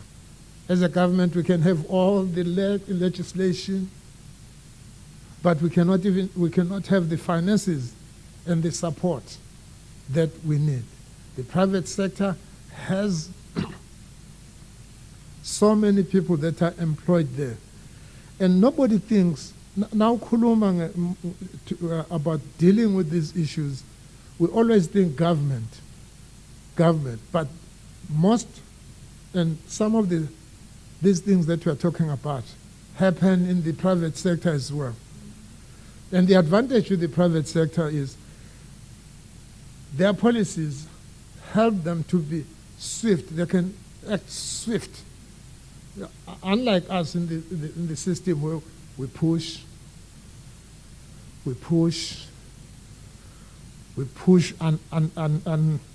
until that perpetrator is probably dead or the witnesses are dead. They get lost. But in the private sector, if you did it today, they saw it and you're done. The following week, you're somewhere. So I just wanted to emphasize the fact that the reason I'm here is because we appreciate the private sector and we recognize their contribution towards the fight against domestic violence or gender-based violence. I think some of you will remember when I was a young man in 2009. As a deputy prime minister then, I had the privilege of launching this day. So I have some history with this, with SWABCHA. I was here 2009, and I personally launched it, as I say, as a young man,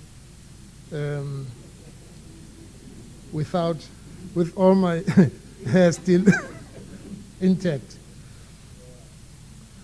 In that event, I remember imploring the private sector not to just commemorate this day, because we do all the commemorations every day and read those speeches, but I implored them to take up topics so that they could be discussed here.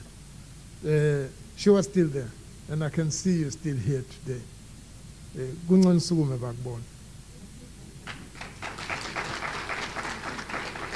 If I wasn't in charge of COVID, I would have asked her to unveil a little bit and then shut, but it is dangerous, Lindelo, to stay without a mask because it's breaking the law, by the way. The regulations insist that we wear the masks at all times. I'm not talking to my colleague from Manzini North. I further advise that this event shouldn't be held at the same time or on the 1st of December. And I appreciate that it is happening just like that, because it shouldn't compete with the main day, because it is on that main day where we get the reports, the nation gets the report, and how we have moved since 1986 when this HIV and AIDS was first recorded. And I'm very pleased to see that the discussions and the way this is managed, it will have an impact. My colleague from Manzini North said, education, edutainment. It's a very difficult one. I would like that to continue somehow. It needs to be sponsored. You know, someone must sponsor it. Even the MPs must push the ministries that are responsible for this to make sure that they promote that education. Because if I speak here, what I will have said today will be gone tomorrow. But if we have this education as in the way the Member of Parliament articulated, we will continue to hear those advices, and the country will change, and appreciate what we're doing and work together. And I think Maswati are very responsive. If you think that we're now leading in the world in the 95, 95, 95, even those who look down upon us, they do that because they are envious of what we have done.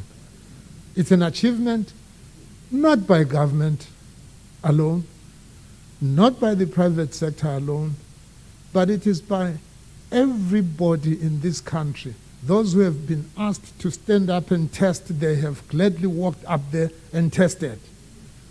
Because we would not have reached 95, 95, 95 if they didn't. So they were helping the system.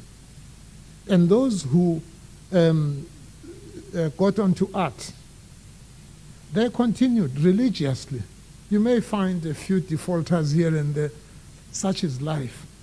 But the majority have done it religiously until we are at the stage where we are.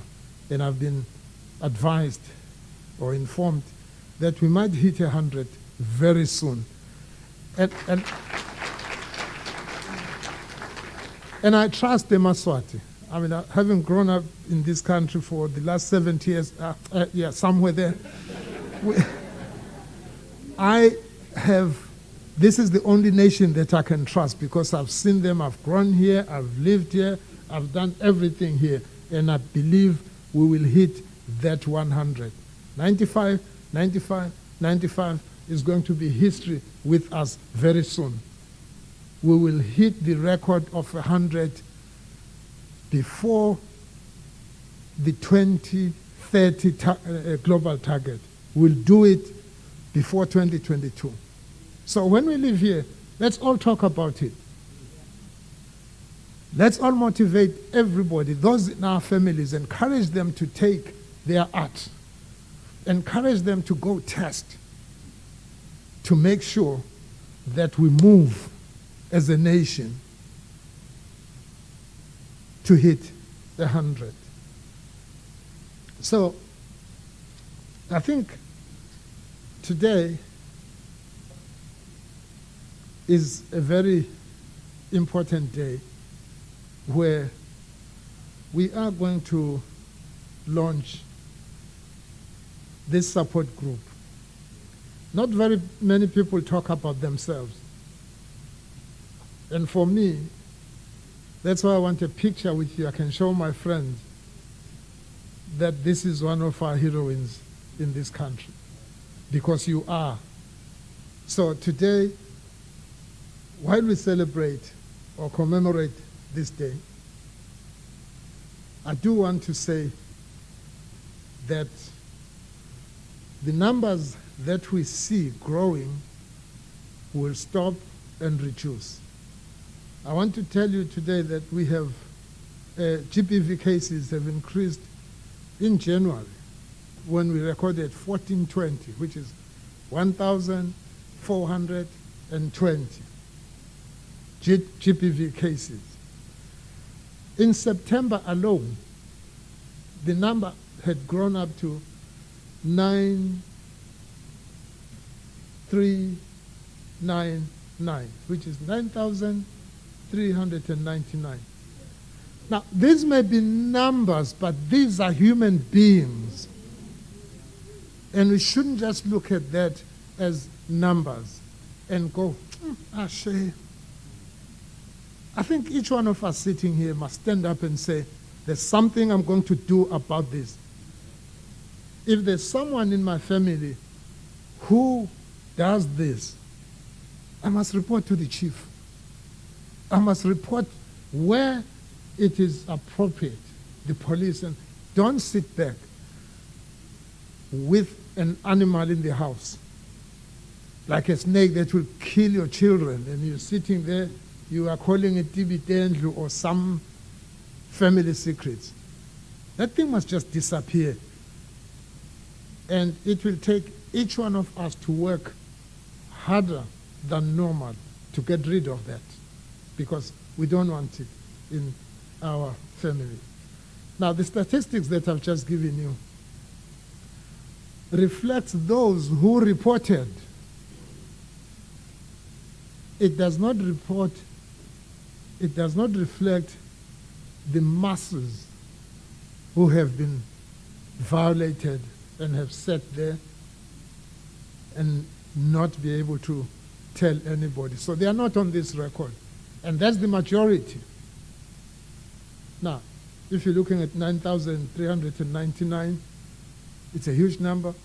But as I said, the bigger number is that number that we don't have, the number of the children.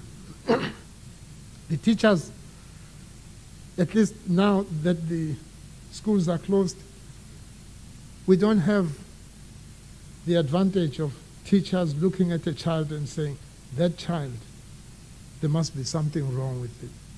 Because that child is sitting in class and gazing and not even listening. And a good teacher will come close to the child and try and engage that child so that it can be reported. And I'm glad that today we have SWABCHA here. I think that's one of the organizations that is so important in this country. I was saying somewhere when they were celebrating their 30 years that even in the South, very far, in every corner of this country, SWABCHA is known. And some know it, don't like it, and you know which group that is. Some know SWABCHA, and they use that as a scarecrow. They'll say, SWABCHA, the thief will disappear. The thief who wants to come and steal the treasure will disappear. So SWABCHA,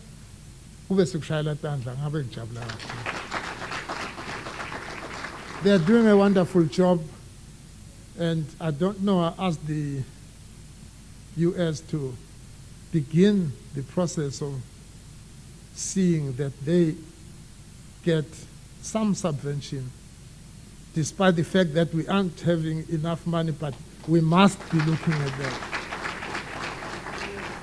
We cannot say we don't have money to support an NGO like that when we read numbers like 9,399 in September alone.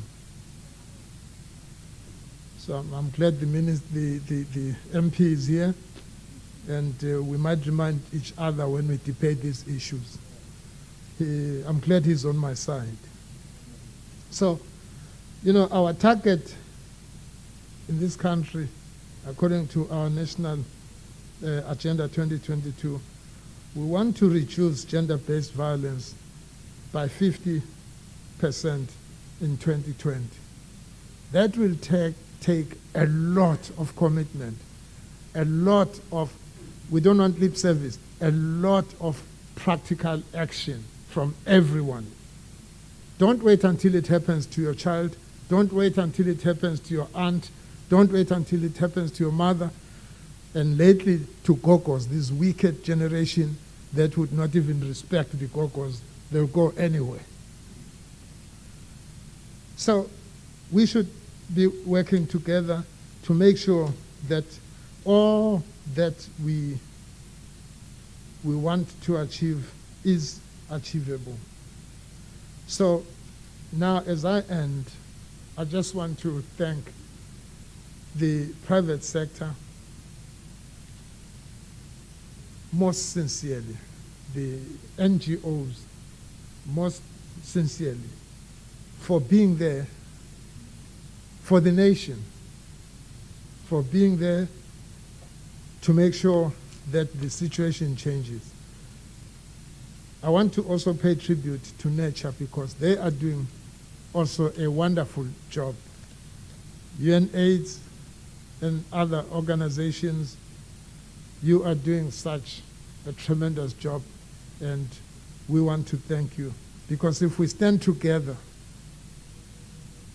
if we work together, we hold hands, we look at numbers as people, not just numbers, I am convinced we will make sure, we will achieve all the things that we're looking up to. When I finish this, my last sentence, I would like the privilege of taking this picture. If we can. And because when I live here, I'll be running somewhere. The parents, Lindelo's parents, yeah, batali bakho Lindelo ngema heroes lahlalele kukusekela. Labanengi batali babethi ushito la babeta uthi ha utawukhuluma ukuthi wagagadlelwa he utasihlazisa la ekhaya. I'm sure now we expect lokho nalabanye ukuthi basho njalo ukuthi ngeke kwenteke. Kepha ke siyanibonga ukuthi naba brave manje ngihlushwa ukuthi ngeke nginigwabulise.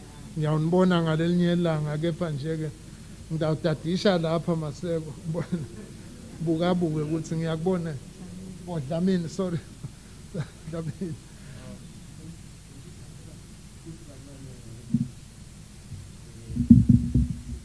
Yeah, ngidawuda lapho ke manje yeah manje ngiyokhuluma nalo ebugcini. Angithi nasogugile uyakhuluma nje ukhulume koshona la. Now, it is therefore my singular honor and privilege to declare officially this support group formally launched, and this group is Survivor Eswatini Support Group. Slogan is evident scars that have healed. Siyayisukumisa ke lamuhla.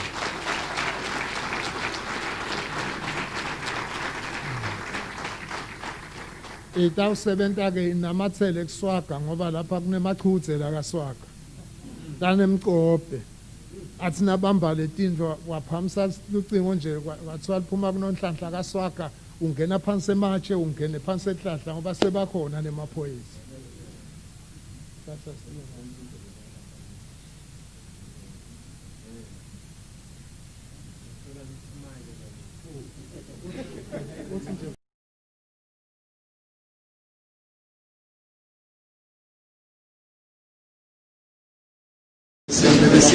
Bueno, genial.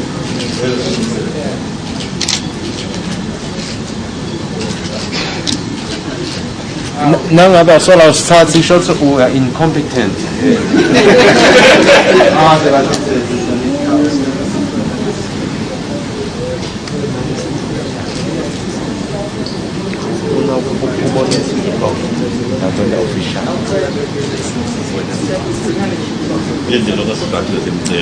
Ladies and gentlemen, would you please give the DPM again a big hand of applause.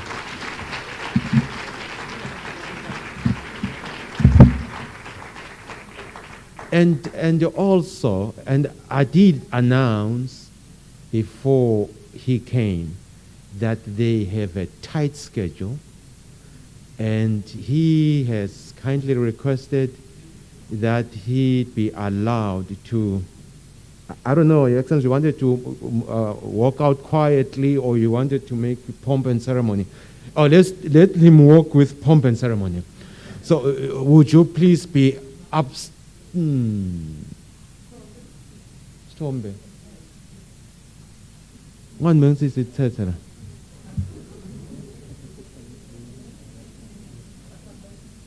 Oh, okay. Okay. We will be taking more pictures. If you want to be part of any picture or something like that, anyone in the audience, please, you have to pay something. I just want to allow you to enjoy a free picture. You got to pay.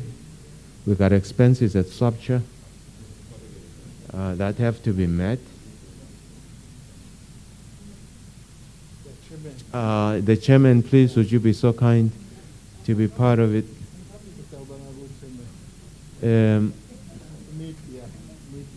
Would also the DPM, okay. Next to the chairman, DPM, please, Your Excellency, if you don't mind. No, FSRA part sponsor. FSRA part sponsor, you have to be part of the picture. I insist. Even if you have to step up on that speaker and stand up on it.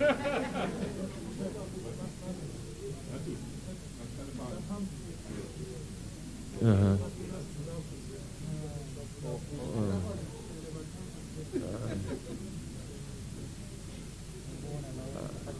I must say you all look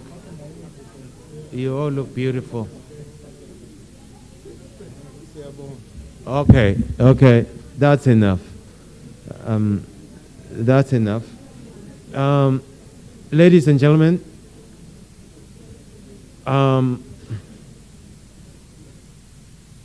please now, I know His Excellency and Honorable, they have to go, but you have to stay. And I will tell you why. I'm about to announce something so big, but I'll announce it as soon as His Excellency and the DPM have walked away. So don't go anywhere. With that said, would you please all be upstanding to allow His Excellency to depart the room with our grateful thanks for his coming here, for his participation and vision. We thank you, sir. Thank you for being with us today. Very exciting speakers are still coming. We are still on time. And the lunch I've ordered for you, you'll be shocked. You think you made an order. I've made an extra order for each. Maybe I shouldn't even tell you. I'll keep it as a surprise. But now I think you can be, of course you can sit down, he's gone.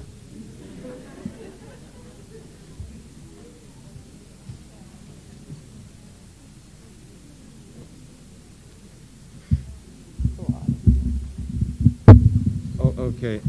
Ladies and gentlemen, now we can be ourselves. For a change, I feel free. I can say anything I want now. Whew! This thing of self-control, you gotta be careful what you say, you know. Now I can say anything I want. But while we are preparing for this next speaker, I want us to have just 2-3 minutes of entertainment. We have a comedian in the house. While we are preparing for the next speaker, his name is Mdura. No, it's not me. His name is Mdura. He's here. Mdura, the comedian, would you please take the stage right now? Please give him a big, big hand of applause. His name is Mdura. Okay.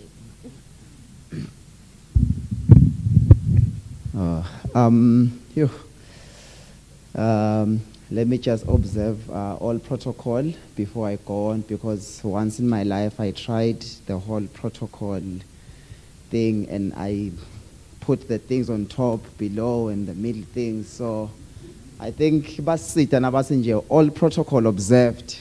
I greet you all. My name is Mdura. I'm a comedian, which according to my father means I am unemployed.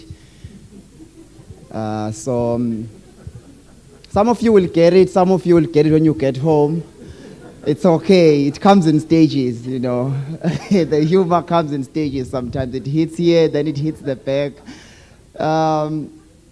Because, you know, comedy is not a conventional type of job. So my father being the strict, conventional father that he is. My father is a mechanic, very strict, straightforward, and he has one phrase. He still uses it even today. He used it when I was growing up, and it worked. That's why I'm so disciplined.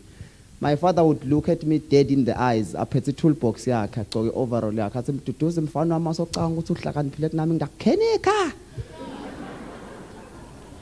And you know that this is a true story. This phrase worked all the time because my father doesn't fix cars. That's what you guys don't get. My father fixes tractors. And this Gulumba, 6 months, almost Kenny, And I never said he's a good mechanic. Sometimes umlangeni betita nje tigulumba batishayela tikeni kumlangeni tijikese batidvonsa. So I would always think, kutsi, if he says it's gonna fix me, am I going to come out all right? And how long is it gonna take? You know, speaking on, you know, issues of gender-based violence, I'm thinking about this now. I think my father tortured me in a way, in his own way. My father would come on a Monday. I figure ask him to do some fun wami yathi last week awukangichazi nawe naku nanaku ngifuna ukukushaya ngithi kune oh babe athi hayi namhlanje on Friday. Do you know the torture of knowing that on Friday when abakushaya? It was torture. I grew up with 5 girls. With 5 girls, I was the only boy in the family. So I have 5 sisters. So I was raised as a girl. And then, this will be important at some point in my story. This is the true story. I was raised as a girl. So there's always that assumption that girls are soft, girls are what. No, that thing is not true. It's a myth. The games that I used to play toughened me up. Meaning my father expected a manly man who is, you know, physically fit, but I think I disappointed him growing up because do you know how it feels like to find your eldest son and kanje? You know what this is. Do you know how it feels like to find your eldest son, the heir to your throne and your legacy, umkhanze a lawyer in Sonvo?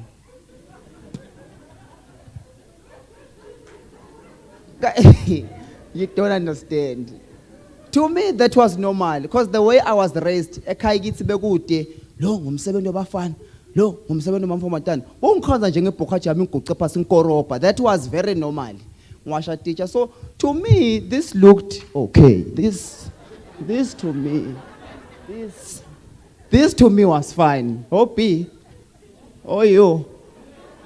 To me, that was fine. I would see the way my father looked at me in his overall, carrying his toolbox. To me, that was okay. To me, it was fine. There was nothing abnormal with this. To me, that was a tough sport for tough people. It doesn't matter that I was the only boy. It was fine. So I grew up in that household with my sisters.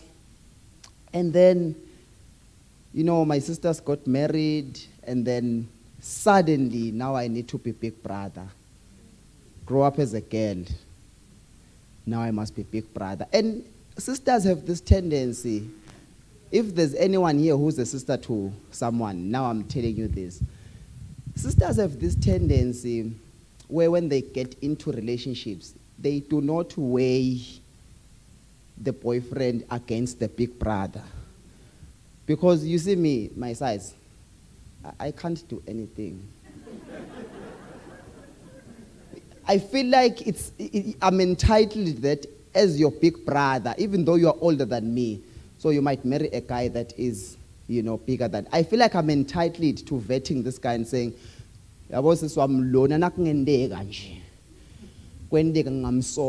now, my sisters are going for soldiers, bus conductors.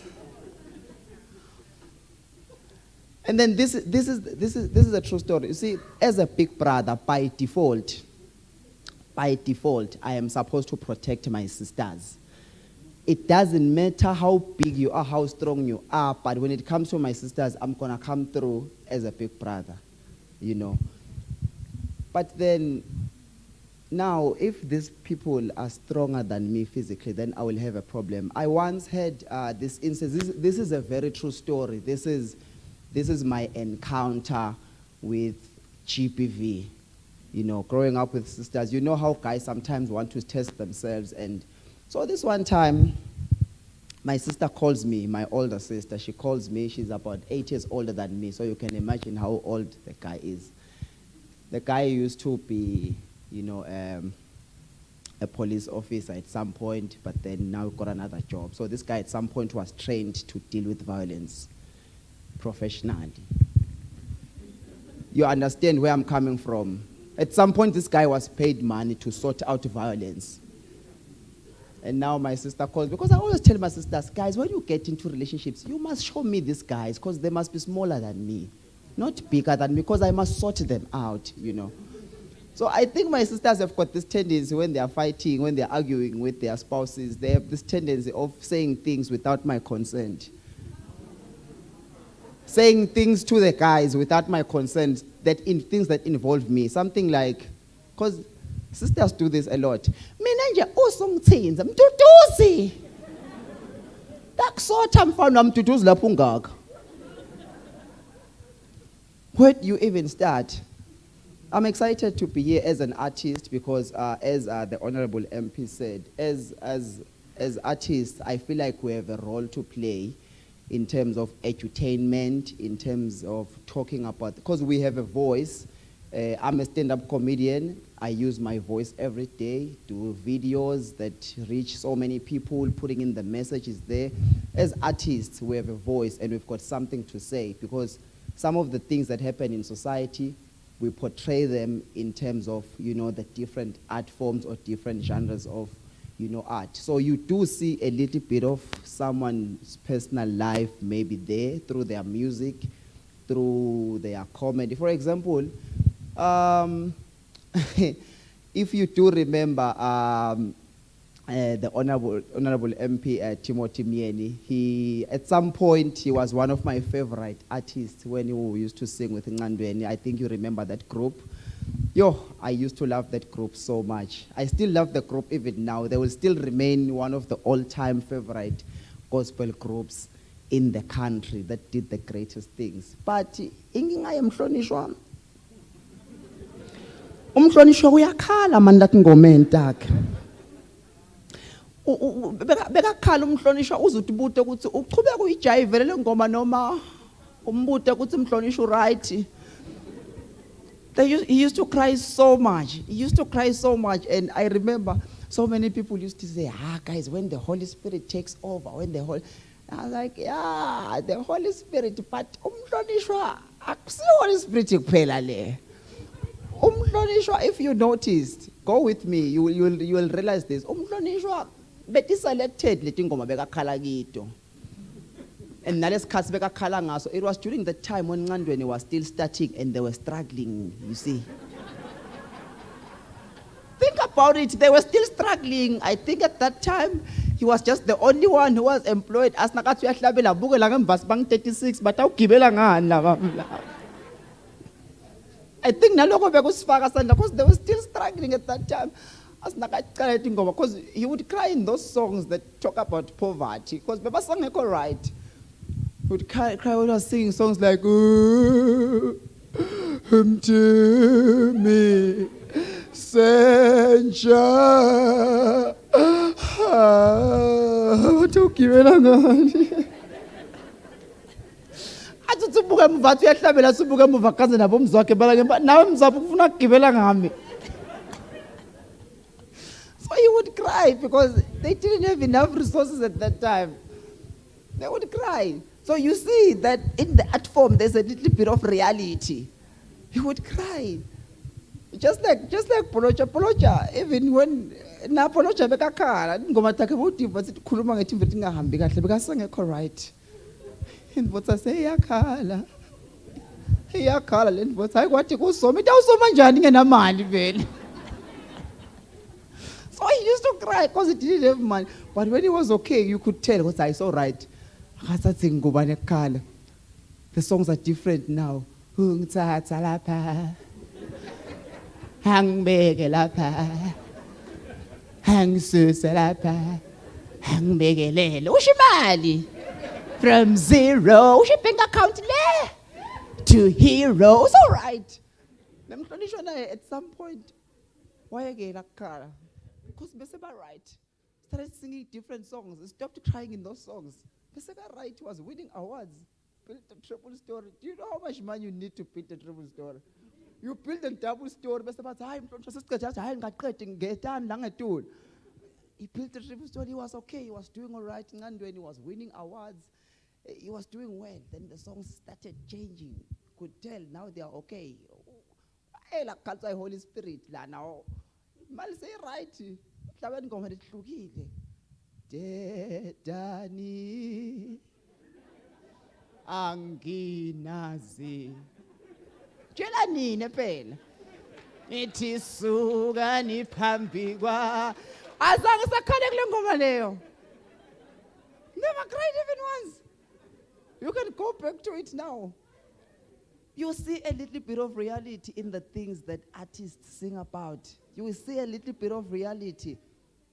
Kyle Tumasuku, one of the best vocalists in terms of the gospel industry, he was caught driving under the wrong influence, not of the Holy Spirit. Another type of influence, and then he was arrested, then Wapuma, and then as the gospel fraternity, we expected that he's going to come out and apologize because it's frowned upon, especially as a gospel artist. No, he did not. He wrote a song to explain why he was caught driving under the wrong influence. He wrote a song that talks about an animal that becomes violent if it doesn't drink. A deer. Wrote a song. He was explaining. Njengendluzela langazelela manzi kanjalo umphefumulo usho sibebe uyalangazelela. And you know he was talking about alcohol because there's that part at the end where his friends are asking him that, no, my man, you are a gospel artist, a man of God. When you are doing all these things, where is God in this equation? That part, he puts it there. You know us talk about alcohol. Sebahlala bengibuza Nkosi yami. Behlala bengibuza Nkosi yami. Bathi kanti uphi na?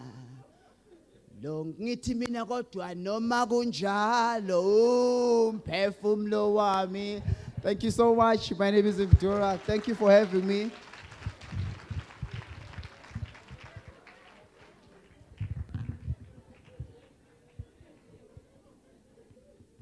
I told you. This guy's ought to be shot. Honestly, this is just not right what he just said. No, Mtura, you ought to be shot. Somebody needs to do something to you. Amazing local talent. Would you give him a big... You need to get yourself a good agency to watch over your career. Obviously, this is just amazing. The sheer creativity under pressure. You make it look so easy, and yet I know it's so hard. And that's a mark of a very good artist. And I hope you continue to grow. And please, if you have functions, especially now going towards Christmas, please think of our local artists, like Mdura, for instance. You know, and then some of you are amazed, you're laughing like, wow, this is really, really amazing. I have another surprise for you later on. I won't tell you now, because we need to get into the vibrant speeches. All of them will be short and punchy, because we're running out of time. COVID rules don't allow us to stay this long. So with that said, I am very privileged at this time to ask Rose Craig, who is the country director for UNAIDS, who will be doing a topic on unpacking the 2020 WAD theme. She's under time constraints. Would you please help me welcome Rose Craig to the podium, please?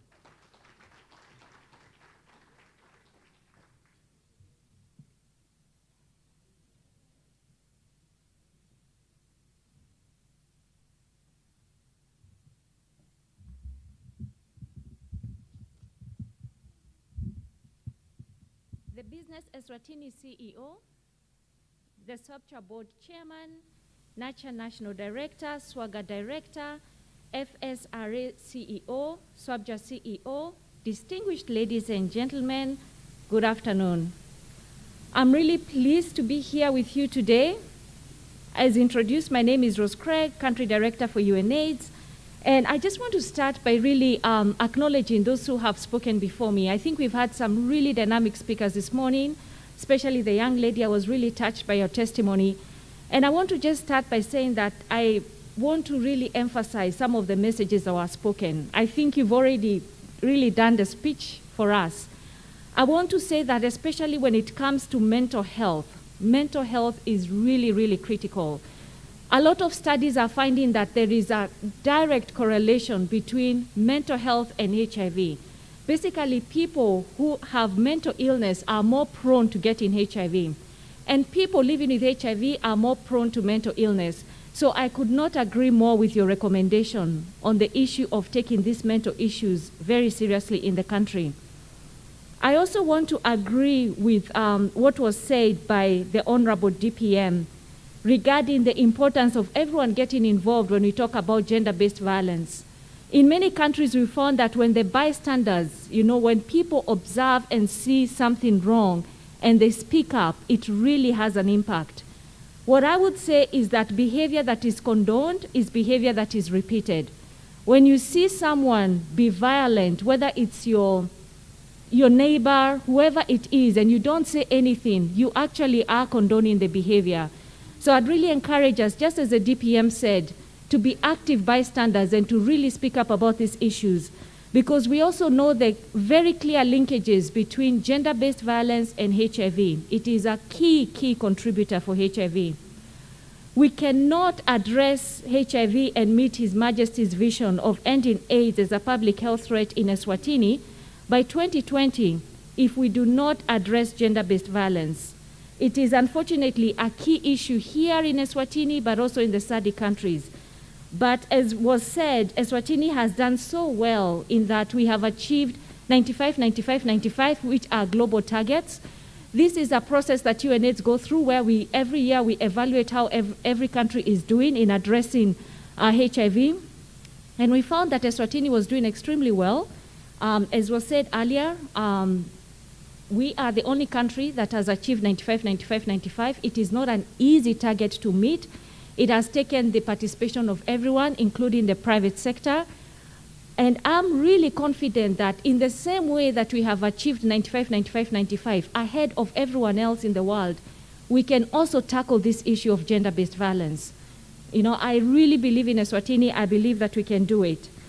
So I just want to say, for those who don't know, that World AIDS Day is a day that we come together to celebrate what has been achieved on HIV and AIDS, especially in Eswatini. As I've said, we've done so well, but there is a lot that still remains to be done.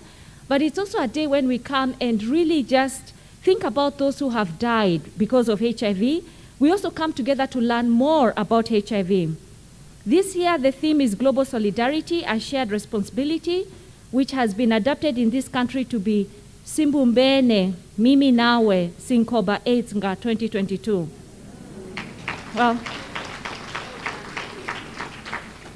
Well, thank you very much. I come from Kenya, and in Kenya we speak Swahili, which is very similar to Siswati. So I hope I did some justice when I said that. Thank you. Program Director, let me appreciate the commitment of the private sector in Eswatini towards ensuring that workplaces are in solidarity to end the AIDS epidemic by 2022, despite the devastating impact of COVID-19. I'm proud that in 2020, the HIV movement in the private sector has survived the strong push of COVID-19, which was threatening the progress made in health, wellness programs, including the gains made against HIV. I believe that what has contributed to the HIV victories in the private sector is a strength within the workplaces that is inspired by a shared responsibility between workers and employers. Today, more than ever, we need that strength to beat the colliding epidemics of HIV and COVID-19. Distinguished ladies and gentlemen, this year's theme is cognizant that the world's attention has been focused on COVID-19 pandemic and on how health on health and how pandemics affect lives and livelihoods, it is an important reminder of the need for all cadres in the workplaces to work collectively to address the challenge of ending AIDS as a public health threat by 2022. The focus of the theme is on encouraging everyone in the work environment to come together and find new ways of ensuring that the healthcare is fully funded and that more is done to further strengthen the health systems and protect the investments in the wellness programs. The national goal, per His Majesty's vision, is to end AIDS as a public health threat by 2022. To achieve this goal in Eswatini, we must put people first. We must put our workers first. Healthy workers, healthy business, healthy economy. I've got to say, Mage Tobile, I really love your slogan. It really summarizes what needs to be done. Healthy worker, healthy business. I really love that slogan. If we can focus on that as a private sector, I think we will achieve it. The private sector must fight for the right of health in all places of work, be it small or big, by investing in universal access to health.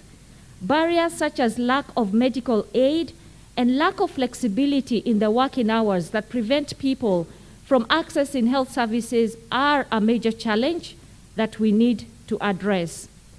COVID-19 has demonstrated in Eswatini that no one is safe until everyone is safe. Leaving people behind is not an option. If we are to succeed, we need to eliminate stigma and discrimination, putting people at the center and grounding the responses in human rights and gender-responsive approaches to ensure that we are addressing these two pandemics that are colliding at this time of HIV and COVID-19. I'm therefore appealing to all companies to invest in protecting the health of their workforce. Only solidarity and shared responsibility between the employer and employee will help the private sector to beat coronavirus and end AIDS epidemic by guaranteeing the right to health for all the workplaces, and ultimately by boosting the Eswatini economy. In conclusion, I will say that when everyone is involved and sharing responsibility, positive change happens. Investments lead to results, and equality, respect, and dignity are seen. With solidarity, I'm confident that the workplaces in Eswatini can end AIDS epidemic by 2022. Everyone's participation is needed to make the workplaces in Eswatini a healthier place. I thank you so much for listening. Sibumbene, mimi nawe, sinkoba AIDS nga 2022. Giabonga.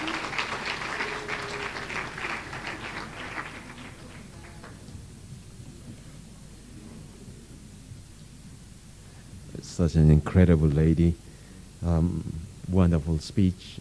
She cut it short because I asked her to. But fantastic delivery. She's still a new kid on the block, just arrived recently in Swaziland to take over. And I'd just like to take this opportunity to welcome you to this kingdom. I can tell already, looking at you, I think you're going to work out just fine. So thank you so much for that. And also, by the way, just a quick note before the next speaker, there is a mobile clinic outside, and it's free. I have come across suspected cases of high blood pressure. I won't mention names. I won't mention names, but I know who you are. Please avail of those services outside. They are free of charge. Blood pressure, I'll do the same too. No, by the way, no suspect. I'm just joking. With that said, my colleague and my brother, the national director of nature, who arguably they've done an incredible job in this country. Would I welcome you to say your remarks at this time, sir?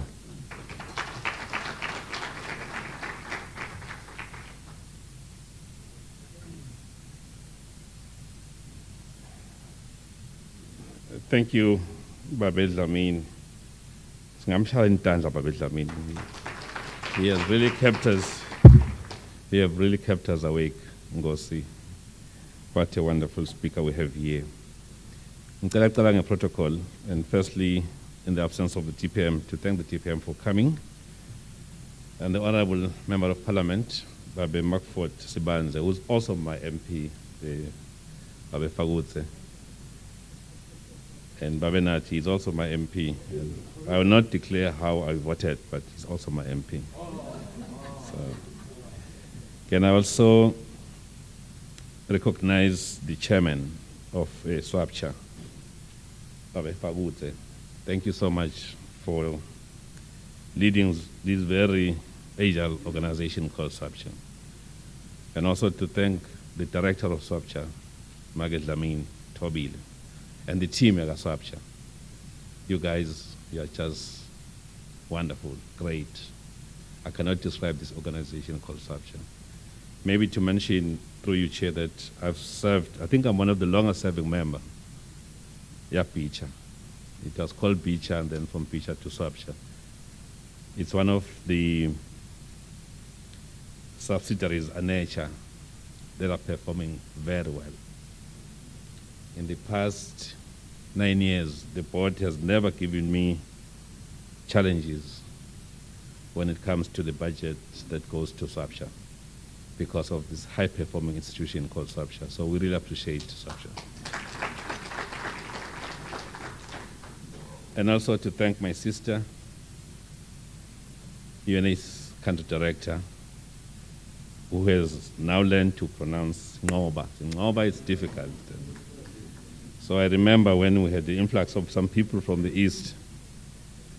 I will not mention the East where I'm here, but I remember when we used to check if you're coming from the East, the police will just ask you this, what is this? And if you can't say it in Gaosa, then it means then you haven't learned Siswati.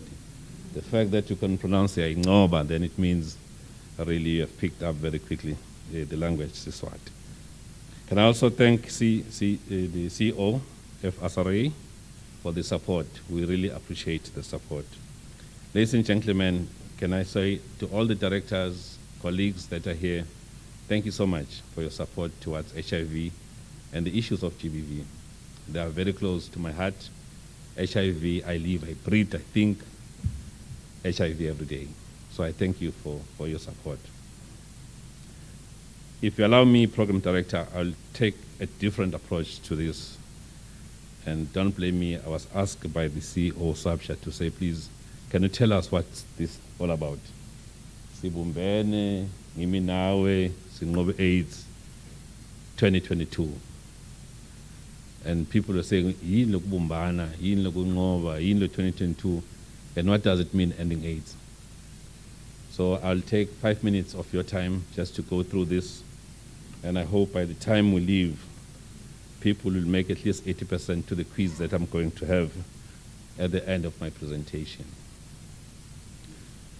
Firstly, next slide, please. Firstly, if you talk about HIV and AIDS, you need to do what we call epidemic analysis, or epidemiological analysis of the disease. So I must declare that that's my field. So first and foremost, there's no way you can address a pandemic or an epidemic or an endemic without understanding the root cause of the epidemic. So that is why I'm so pleased, because like GPV, with the research that we've been told, there's a need now to go in depth about this. And then we all understand where it's coming from. And then the root cause, because if I can talk about HIV, some of us who said it in 2006, that from 2013 onwards, there will be no families in the country. And the new generation that will be coming up, the generation that will not have all this information or the support that you get from a family structure. One of the things that you'll see is GPVs.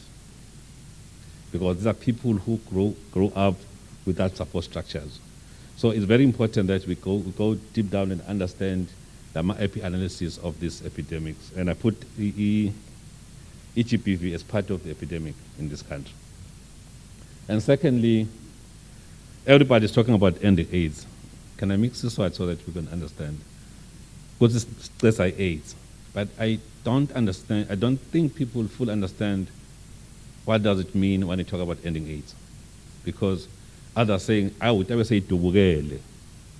Good tubukele means there need to be food for all, because we'll have ended AIDS. And let me tell you that AIDS will end as a public health threat disease. But the disease called AIDS is still going to be there. But it will pale by threat to the population, and that I'm going to explain. And then we'll go back to Lama catalytic support and innovations, lokubumbana and supporting each other for us to be able to end AIDS. So first and foremost, can we go to the progression of HIV prevention? The Kingdom of Eswatini, oops, can I touch the mic? The Kingdom of Eswatini is one of the countries that has performed fairly well when it comes to prevention. And then the prevention here too, how it has worked. If you look at this, these are statistics that you said in the region. So Eswatini is sharing prevention in the region, Kwasada. So we are the ones sharing the prevention. So we look at the cases of HIV, where are they coming from, what are the problems, and how are the countries progressing. So these are the targets that we set ourselves for 2020 to 2017, that at least countries should be above 50% who HIV control, with the population level. So we're looking at the adolescent young girls and boys. So now if you look at this very close, I hope the people at the back can see this. Most countries are showing that HIV new infection is dropping. So we are very happy in the region that HIV new infections are dropping drastically. However, we aren't reaching the target of 50. So coming closer home, if you look at the Kingdom of Eswatini, the Kingdom of Eswatini was 44% in 2017, and I'm happy to report that the newest report that we just received was sitting at 66% reduction. So, Ngigusho logo chair, because we are not giving encouragement to the population. If you keep saying to people, hey, HIV, HIV, you are creating a fatalistic mentality, whereby people saying, even if I use condoms, people are dying. So we need to encourage and thank people where we are doing right. So in prevention, as much as we haven't reached the targets of 75, but we are leading. Second to us is Uganda. What is worrying are these countries in red, where you're seeing new infections going up instead of dropping. So closer home is Botswana, and this is now public information, so we can share the slides. It's Botswana, but moreover, Ngulama Islands in the southern part of this region, Madagascar, Seychelles, we are seeing high number of new infections. And we have tried to explain to them to say, the mistakes that they're currently doing is what we did 20 years ago. Because HIV is in a political commitment. It's in a, what I think Lindela you spoke about, denialism, blaming each other, pointing somebody, saying this is not going right and so forth. It's in a collective means of working towards this epidemic. So I really want to congratulate SWABCHA, and I know at the end I'll explain why I say you have contributed to this. Next slide. This is what is more shocking. The more I read this, and it comes from UNAIDS. So Tankolela Mage Rose. So somebody, excuse me a bit. So what is happening is like, these are estimated number of new infections per week. LVG. Happening with my young girls between 15 and 24. This is quantitative data. But if you take this data, we're going to deeper into it, what we call qualitative analysis of what is happening. Most of these girls have been raped. Now, if you look at this, this is our friend South Africa. You see the number of girls that get infected in HIV, 1,500 per week. If you convert that one, you will say in South Africa, every hour, 9 young women and 4 young men are infected. Compare the young girls, compare the men. You can see there's something wrong when it comes to HIV and young girls. That is where we're picking among infections. And I'm happy, Chair, when I'm looking around here, the beautiful ladies around that are within the age limit. So please look at this thing closer home. Mfuna we convert her into the private sector. Lama textile industries, there's a need now to look at that closely because this is the population that you're looking at. They employ a lot of women and they're within this age bracket. So Gunama issues which I've discussed with Toby Ledge, we need to look at that closely. The underemployment, firm, might be an underlying cause. The social structures that we find in there, it might be one of the sources of HIV between the age group. So, Honorable MP, now it is high time we talk HIV and young women. And let me clarify this. We are not saying young women got HIV. Young women are getting HIV from older men of my age and above. Reason is, countries with skewed economy, like ours, the richer are men. That richer population are men who have the out-of-pocket expenditure. So what they do, they lure the young girls who are coming from the base of the poor. Ngisenge example lapha I was briefing my boss PM. Ngithi ngithatha imoto lapha Nkosi ngibheka inhlangano. Around Mhlaleni I stopped early hours of the morning. Just before COVID, I stopped, young girls were hitchhiking. Ngiyabathatha. So lo munye yasho ukuthi ngileyohlala bayafunza in uniforms. Old as I am. Uyehla lo wekucala, hlala lo wesibili ke. Thiwa sikhulu, I'll not mention the school. Ngiyambuta uyafisisa kwagibela ngani ibhasi and said, no, I have a problem. I don't have money for e-bus fare. Then I said, okay, fine. Then we talk. You could see how soft she was towards me. Very welcoming. Nangimdropa, her question is, uyokwendana enhlangano ngiyasebenza. Utabuya ngabani baba? I'll come around 4. Can I wait for you? That statement alone shows me that there's a problem here. And it's not because they want it. Basic things are driving young women to HIV or to sex. So these are things that we need to look at. Let me go on, please. Okay. I think in this particular slide you may not see it quite properly, but here, one issue that when you talk about prevention, we cannot forget. And because Kulama World AIDS campaign, I've been moving from region to region, trying to go to areas, what we call hotspots. What's happening. We do have a challenge of sex work in this country. Admit, whether we like it or not, there is sex work. We can call it transactional sex, we can call it whatever, but there is sex work. The sex work, if we do not address it, the slides are showing us, for the first time we're seeing Eswatini high, the top 3 among this particular population. My take is do not say, I like what Lindelo said, it's not about who are you, where were you standing, with whom, and so forth. We are all entangled into sex work in one way or another. You do not know what your partner is thinking, you do not know where your partner is. So sex work is not about them, it's about us. So it's time, I think, not private because what we find with sex work is more closer to where there's a lot of activity, including the more economical activities. So fortunately, we do have a problem with men having sex, but in Eswatini, we seem to have less number of men having sex who are faced or who are HIV positive. Next slide, please.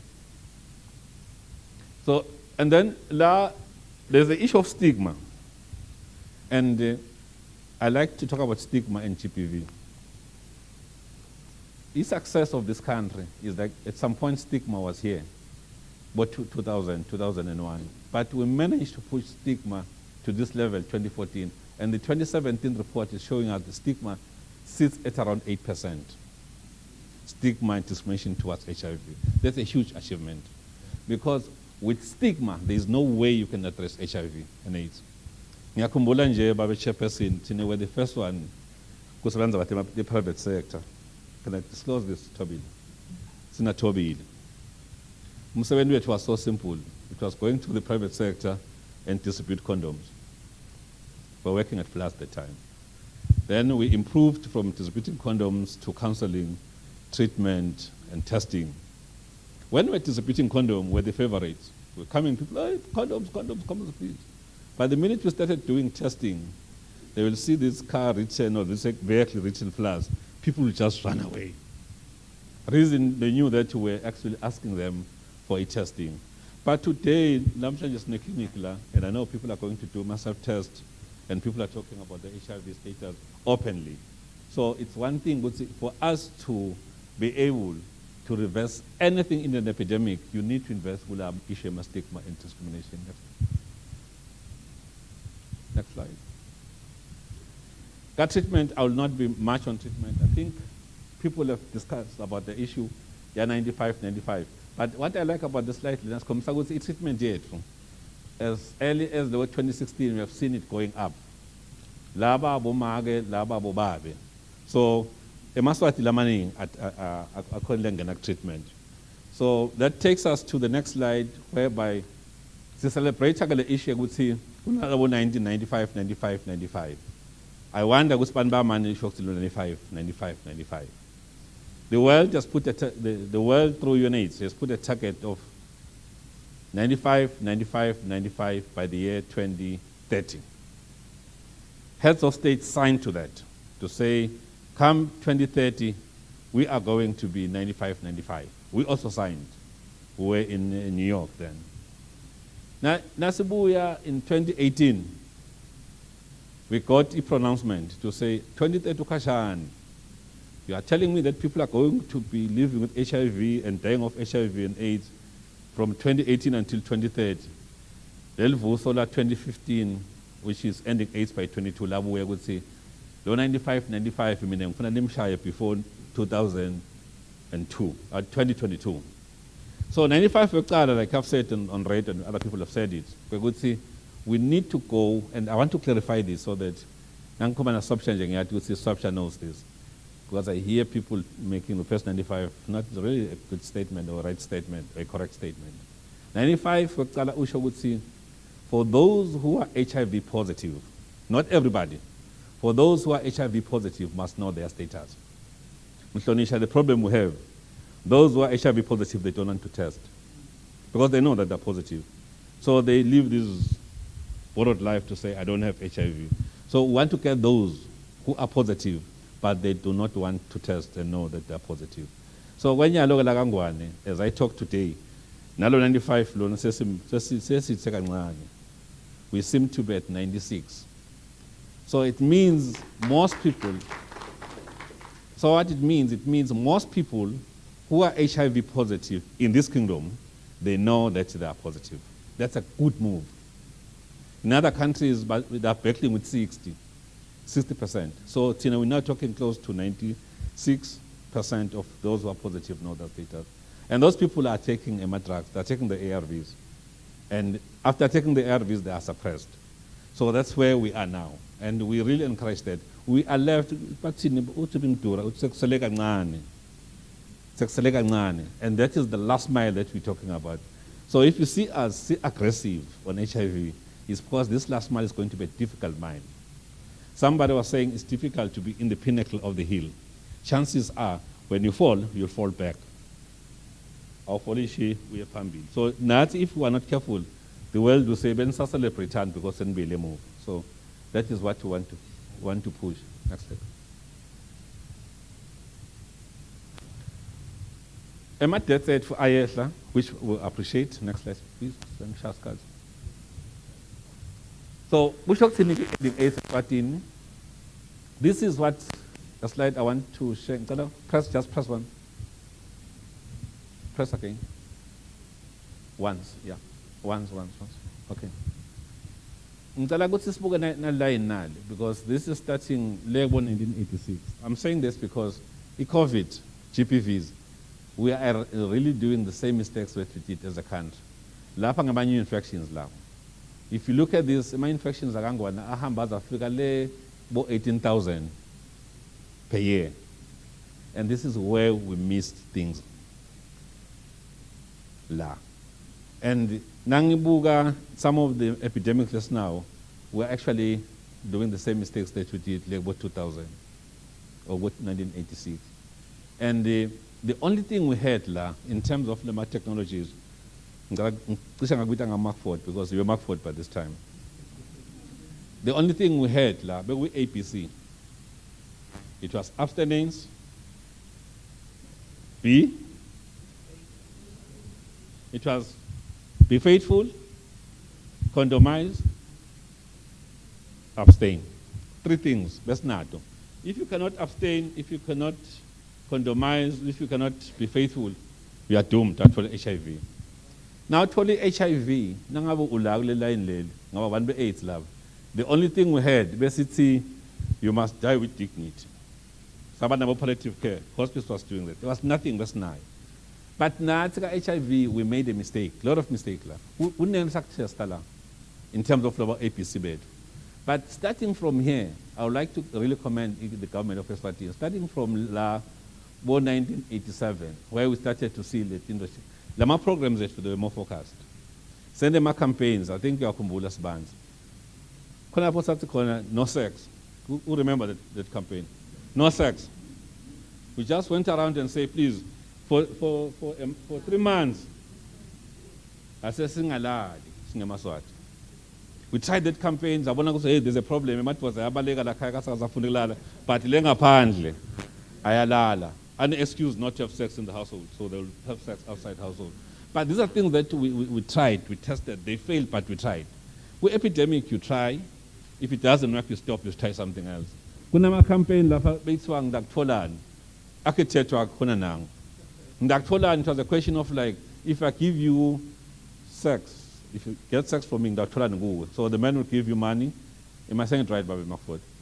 Somebody will give you money in exchange when you give sex. So these are campaigns that we did. All the campaigns now combined, we started to see this thing going down.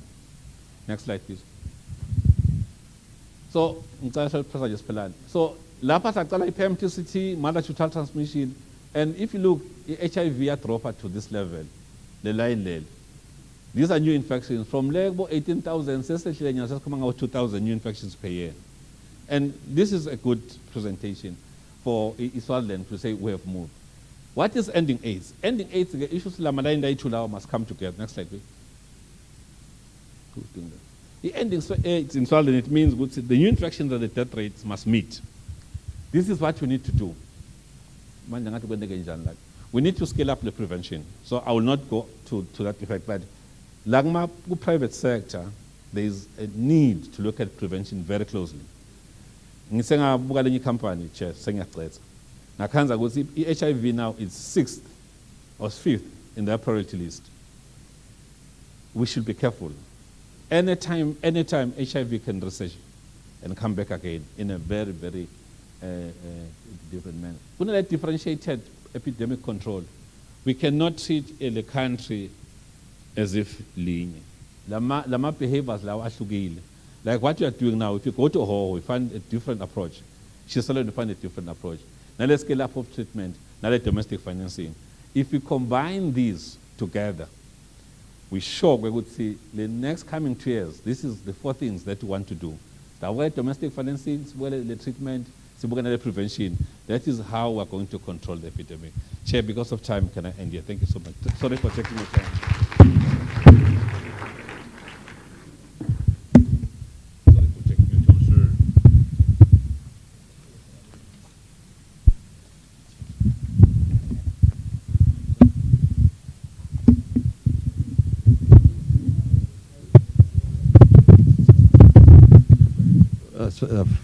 Is it on? Is it on? Please give my colleague a very good hand of applause. Sorry about that. I was so much interested in this. I wonder if people want that presentation, can you give it to them? I certainly want to have it. And I know you're under serious pressure for time because COVID rules, right? And we've got 15 more minutes and 3 more speeches, which have to be completed within that 15 minutes. Now that's pressure, but you know, the next person who's coming is a woman, and women can handle pressure naturally. So I'm pleased that it's a woman, and I know a woman of substance. She used to be in the legislature. I believe you were at some point in time. for 5 years, and you did your thing, and you did it very well. And now she's the director of SWABCHA. She's none other than my sister, Nonhlanhla Dlamini. Please help me welcome her to the podium.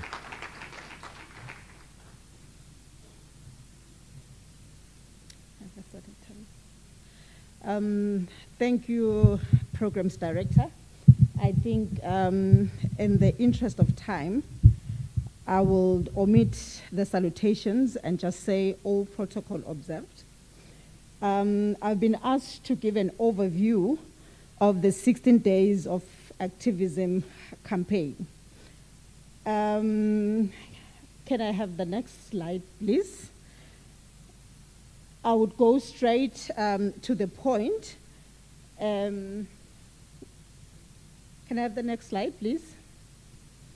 We are going to look into the 16 days of activism against gender-based violence campaign, and then quickly get into the white ribbon campaign. I'm sure you can see I'm wearing both the white and the red ribbon, and then briefly look into gender-based violence and the different types, and then get into the impact, particularly also as it relates to the state and the private sector.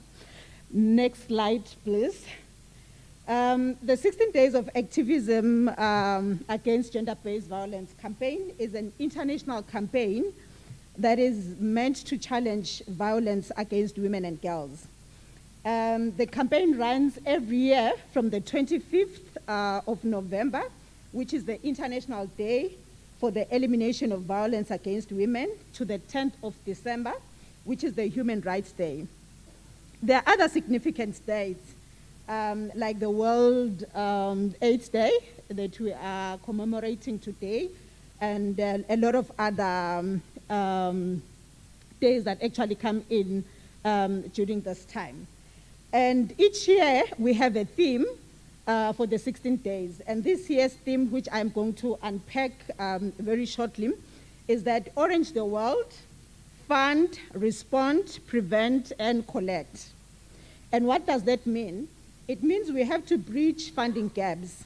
And I think as a private sector, that has actually been mentioned, that we also need to come to the party and not because you have to, but because you are also affected. We are seeing a lot of gender-based violence in the private sector, particularly in the financial institutions. And mostly, as we unpack the different types of violence, it is financial abuse. I would continue. And then the issue of respond is that we have to ensure that essential services for survivors of GBV are provided. And this begins from treatment.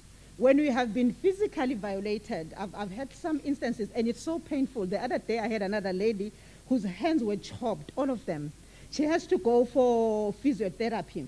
She has to treat herself. She didn't bring this to herself. She doesn't have the resources. And she's in pain. She doesn't have the resources. So this is where we need to come in as private sector, even if we will just support that one person to say, I would help with your treatment, because you need to be treated. Sometimes you get infections such as STIs.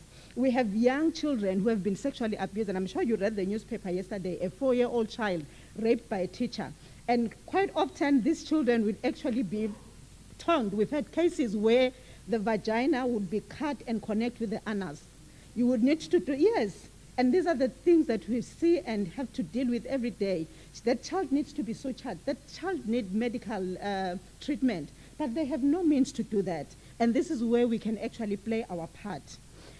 And then we look into focusing, okay, treatment and then going to court. For people who have been to court, they will agree with me. I was actually in court the other day. We were told to come at 8:30. We were there from 8:30 until lunchtime, and then lunchtime we were told the case has been postponed.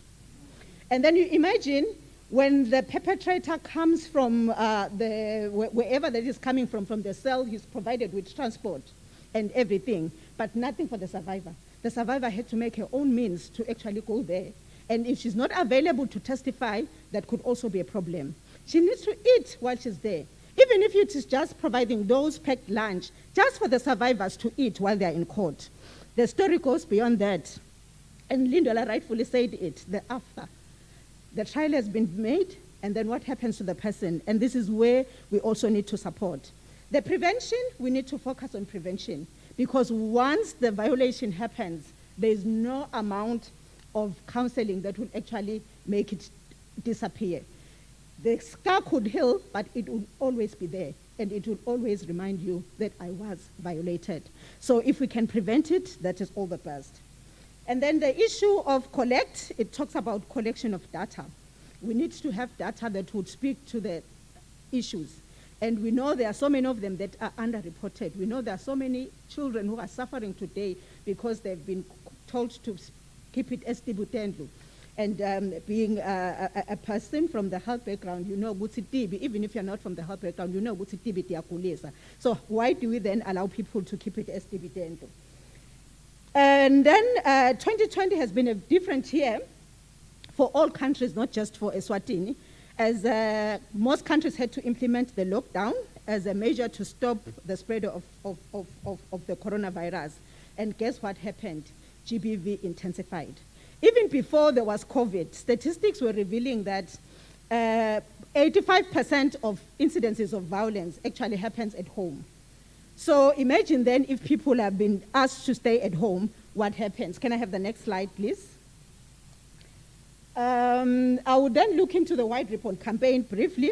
The White Ribbon campaign was actually started by a group of Canadian men in Canada in response to the Montreal massacre, where 14 female students were killed by one gentleman called Mark Lepin, and their only crime was for them to have been admitted in an engineering school, and this gentleman was not admitted. And then he felt they have actually taken his space because that was a place that was meant for men.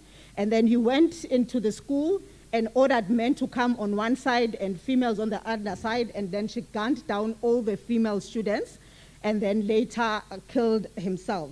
And then it was then that the men in Canada stood up and came up with the White Ribbon, which is a ribbon that you need to wear as a personal pledge that you will never commit violence, you will not condone, nor remain silent about violence against women. Next slide, please. And then getting briefly into GBV. What is GBV? We keep talking gender-based violence, 16 days of activism against gender-based violence.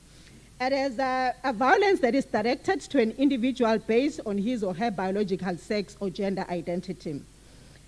We have seen that it affects women more than it affects boys and men, but we know we have seen incidences of violence that is targeted to boys and men.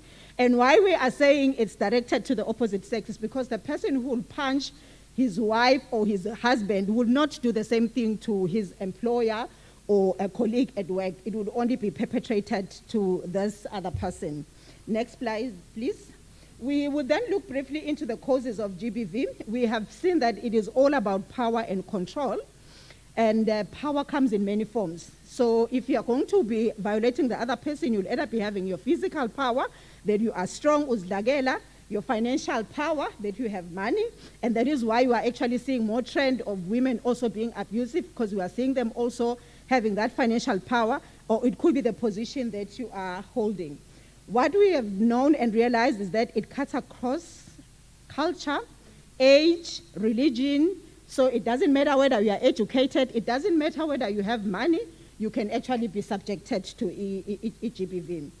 And then we'll quickly look into the different types. I would not get into explaining them in the interest of time, but we have 4 main classifications of GBV, which is physical, sexual, emotional, economical, or financial. So those are the 4 main categories.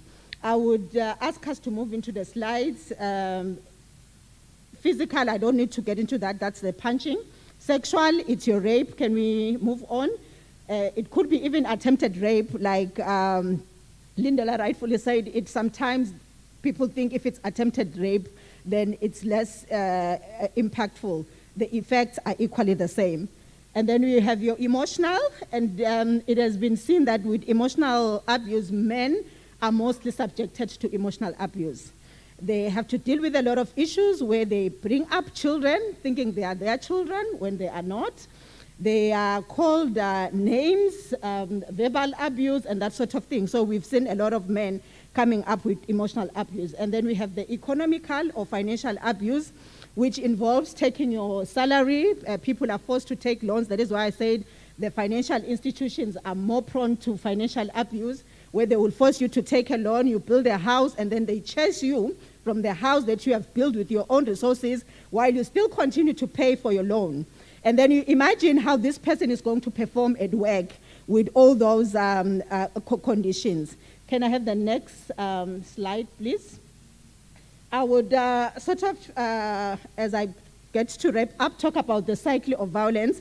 And the reason I'm sharing this cycle of violence is so that you understand why people stay in abusive relationship. One psychologist, and having worked with SWABCHA for so long, I agree with the psychologist who said most relationships will start at the honeymoon phase, where everything is nice, you are happy. Even if they tell you this person is abusive, you'll be like, no, I'm the lucky one, it's not happening to me. But before you realize, like a weather pattern, there's going to be tension building. And then he says this feels like walking on eggshells. You don't know when the next beating is going to happen, but you know for sure that it will happen. And then before you realize, you get into the explosion stage. That is where the violence takes place. And we know when it's raining and thundering, there could be some casualties. Some people would die. Some people will be injured. And that's exactly what happens with people who are on wheelchairs today because of that stage. But before you realize, going back to the honeymoon, this person will come back and apologize. It will never happen again. Even if you had reported at the police station, you will go with your own feet and withdraw the charges. Even if family members were involved, you will tell them, no, please don't bother, we are fine with that. And I remember one lady where after this honeymoon phase, thought she had moved out, the man bought a brand new car, delivered it with some bow ties to say, I am sorry. And then while you are on that honeymoon phase, you start taking that pinza, and then tension is getting back again, and then it will go on and on and on. And what happened is, as the cycle continues, it becomes shorter and shorter and more violent, and that is why the person will end up dying in the hands of men. And for the records since the beginning of the year, we actually have over 125 deaths from gender-based violence. So you can realize the problem. And then the last slide is with regards to the impact. I would not go much into it. We can see it from the slide that children sometimes would lose their parents, and it is so painful to grow up as an orphan. And some of them would actually become abusers themselves. Can we go into the next slide? And then for adults, you have fear and pain. You have families breaking up, and then you could have some medical disorders, and then a person is not concentrating at work. Sometimes you could even lose your job because you are failing to perform because of the violence that you are staying with. And then to the government and the state, it's very costly medical treatment. Going to court, you need judges, you need prosecutors, you need police officers, you need a whole setup, and that is actually costing government, something that we could actually prevent. And then finally, I want to thank you for listening and say you can call us at 951, that's our toll-free line, and if you know of someone who's being abused, you can give them that number, or they could call the police at 999, the Ministry of Education and Training, 9664, and the DPM is 112, or you can send an SMS to SWAGA using 8500, and I thank you. I would stop here.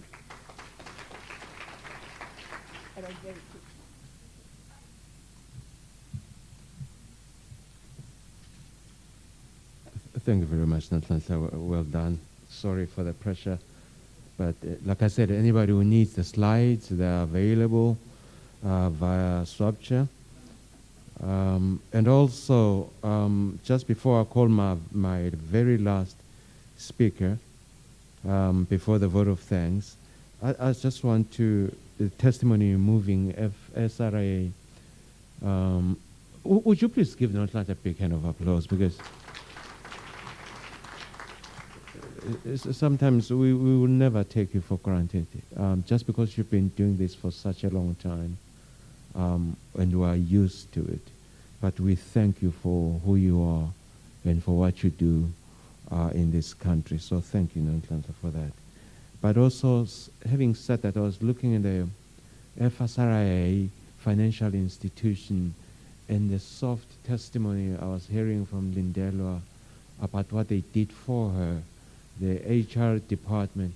I'm trying to marry these two things together, except to come to the conclusion that this must be an organization with soul. And also we want to say thank you to FSRA for partly sponsoring this event, partnering with us at a time when resources are tough. Would you please give them a big... and it is therefore against that backdrop that I would like to invite my brother, my friend, and my colleague, Namiso, who is the CEO of FSRA. It's so hard to, this acronym is so hard to say, FSRA. And the real word is also difficult, FSRA, to come over. Please help me welcome Namiso, the CEO of FSRA, to the podium. I hope your speech is timed well.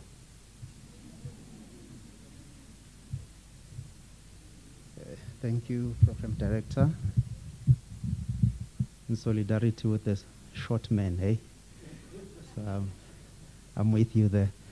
In absence, the Honorable DPM's office, the chairperson of SWABCHA, I still refer to him as my boss, Mr. Fabutse, CEO of SWABCHA, Magetobile. Oh Lord, we should umduralent ve protocol man. Honorable Chair of the Portfolio Committee, but let's observe all protocol. Thank you for the opportunity. I was just joking with my colleagues there that we are done with the speeches. Lindelwa has done and summarized it quite well for us. But ordinarily, a word from the sponsors, and we feel honored to have partnered with Business Eswatini. We move with them, and we are the street vendors. We went for the lowest in the pile, and we subscribe Lenge Pass because financial resources are scarce. We understand that well as the Financial Services Regulatory Authority. We go in and ask for levies, cap in hand, and our entities are complaining about it, but we pursue the mandates that we are given. We would like to honor our colleague, Lindelwa Masego, who has trusted us as the FSRA and also as partners in this journey, that she could share the story and also get support from the organization in letting that out. We are a team of young professionals. We think wellness is a foreign concept because we are young and energetic. We are full of ideas. We want to break the ceiling. But what we felt today is a matter that should make us think as an organization and as a country. We have always been flooded by these complaints, but they've never been on the top as they were brought today. We talk about them in dinner parties, in harsh tones, but we don't report that as we should. And as an organization, it's a big challenge that has been placed on us. And when we have had a conversation early in the week, I sort of committed the board of the authority to say, just shout and we'll be there. And was also a officer who be a recorder, but then I withdraw that statement because I have no authority at that point.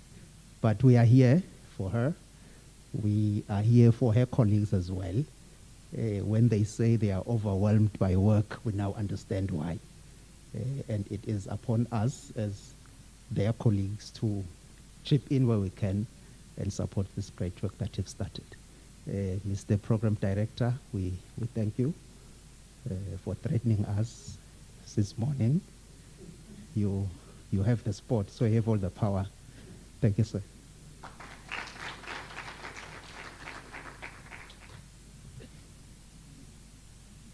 I just knew for some reason you're going to say something cruel to me before you leave, and you did, true to form. Thank you so much, my brother, for what you do and for who you are and FSRA.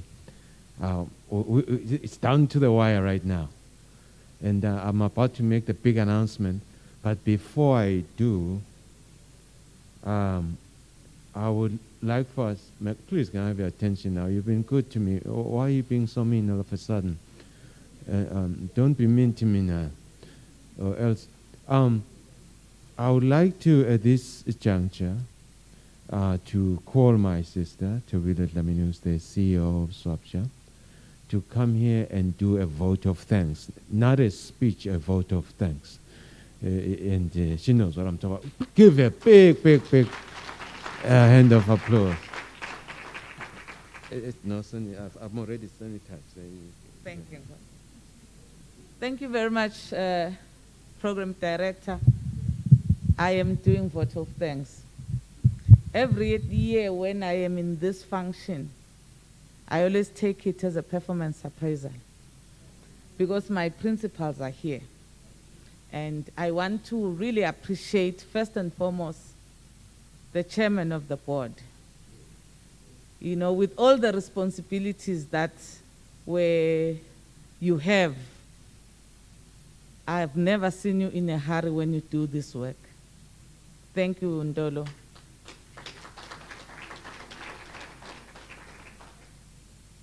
I want to also acknowledge Babe Mabuza. One of the messages I got last night was one that I've wished for in many years. And for me, it showed me a promise for the future. I got a message. I found a missed call and got a message that said, Magetobile, how can we help as nature to make your day colorful? Thank you, Specific. I thought I should share that because that, to me, is also a promise that the relationship over the work we do goes on and even at a higher level. I can see the team is here. They have a stall. They're recording this for the radio program. Angathi ke mhlonishwa ukuthi wena uwabani kithi sobathathu. Kodwa nje sonke sibasemanzini north.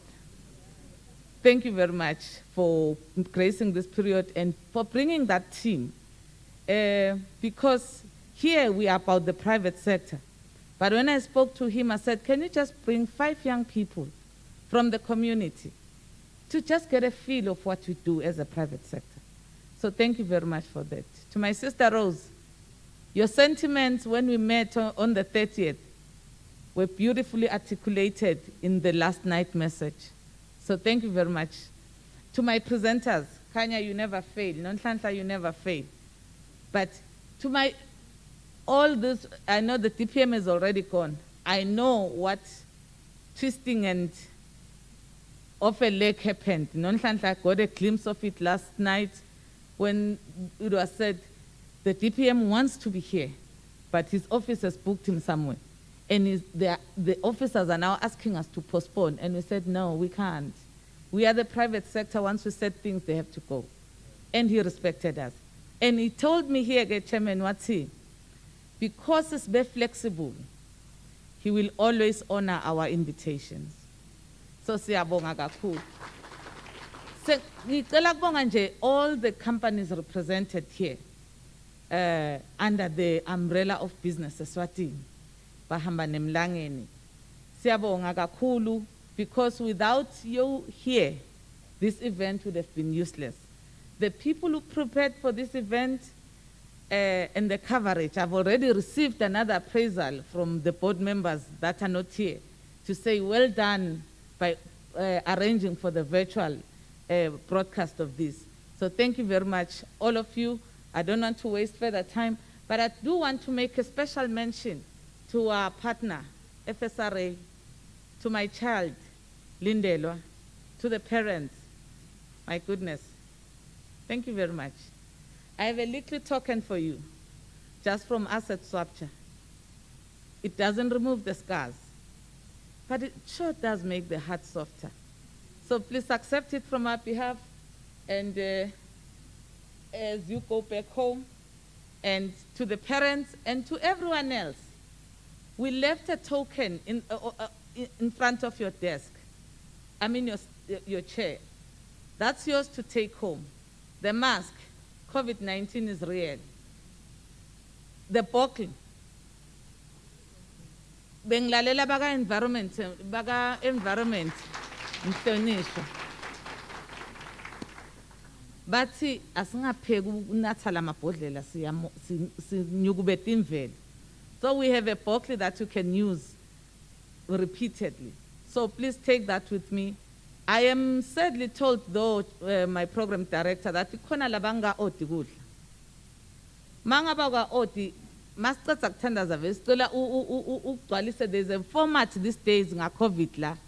They are not serving buffet. So kudla kwakho kubhaliwe la kuleli phepha lakho leli order. So ngiyacela kakhulu, and as you go back to your different places, thank you very much. Ngicela acknowledge njenge chairperson ukuthi nawe program director. My spiritual leader is here. Umfundisi Mkhonda.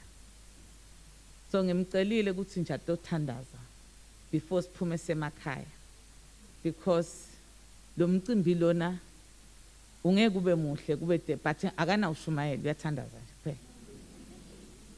So ngicela ukuthi ngalawo lamafishane nginibonge nonke. Mkhulwana, the journey continues. Thank you very much.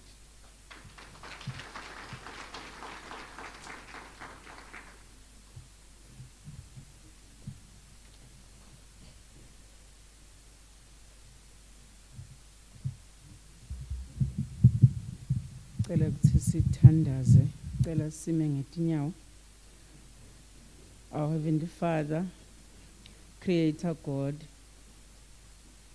we thank you for this opportunity that you have afforded us to come here, even though it is painful, Father God, to realize how broken we are.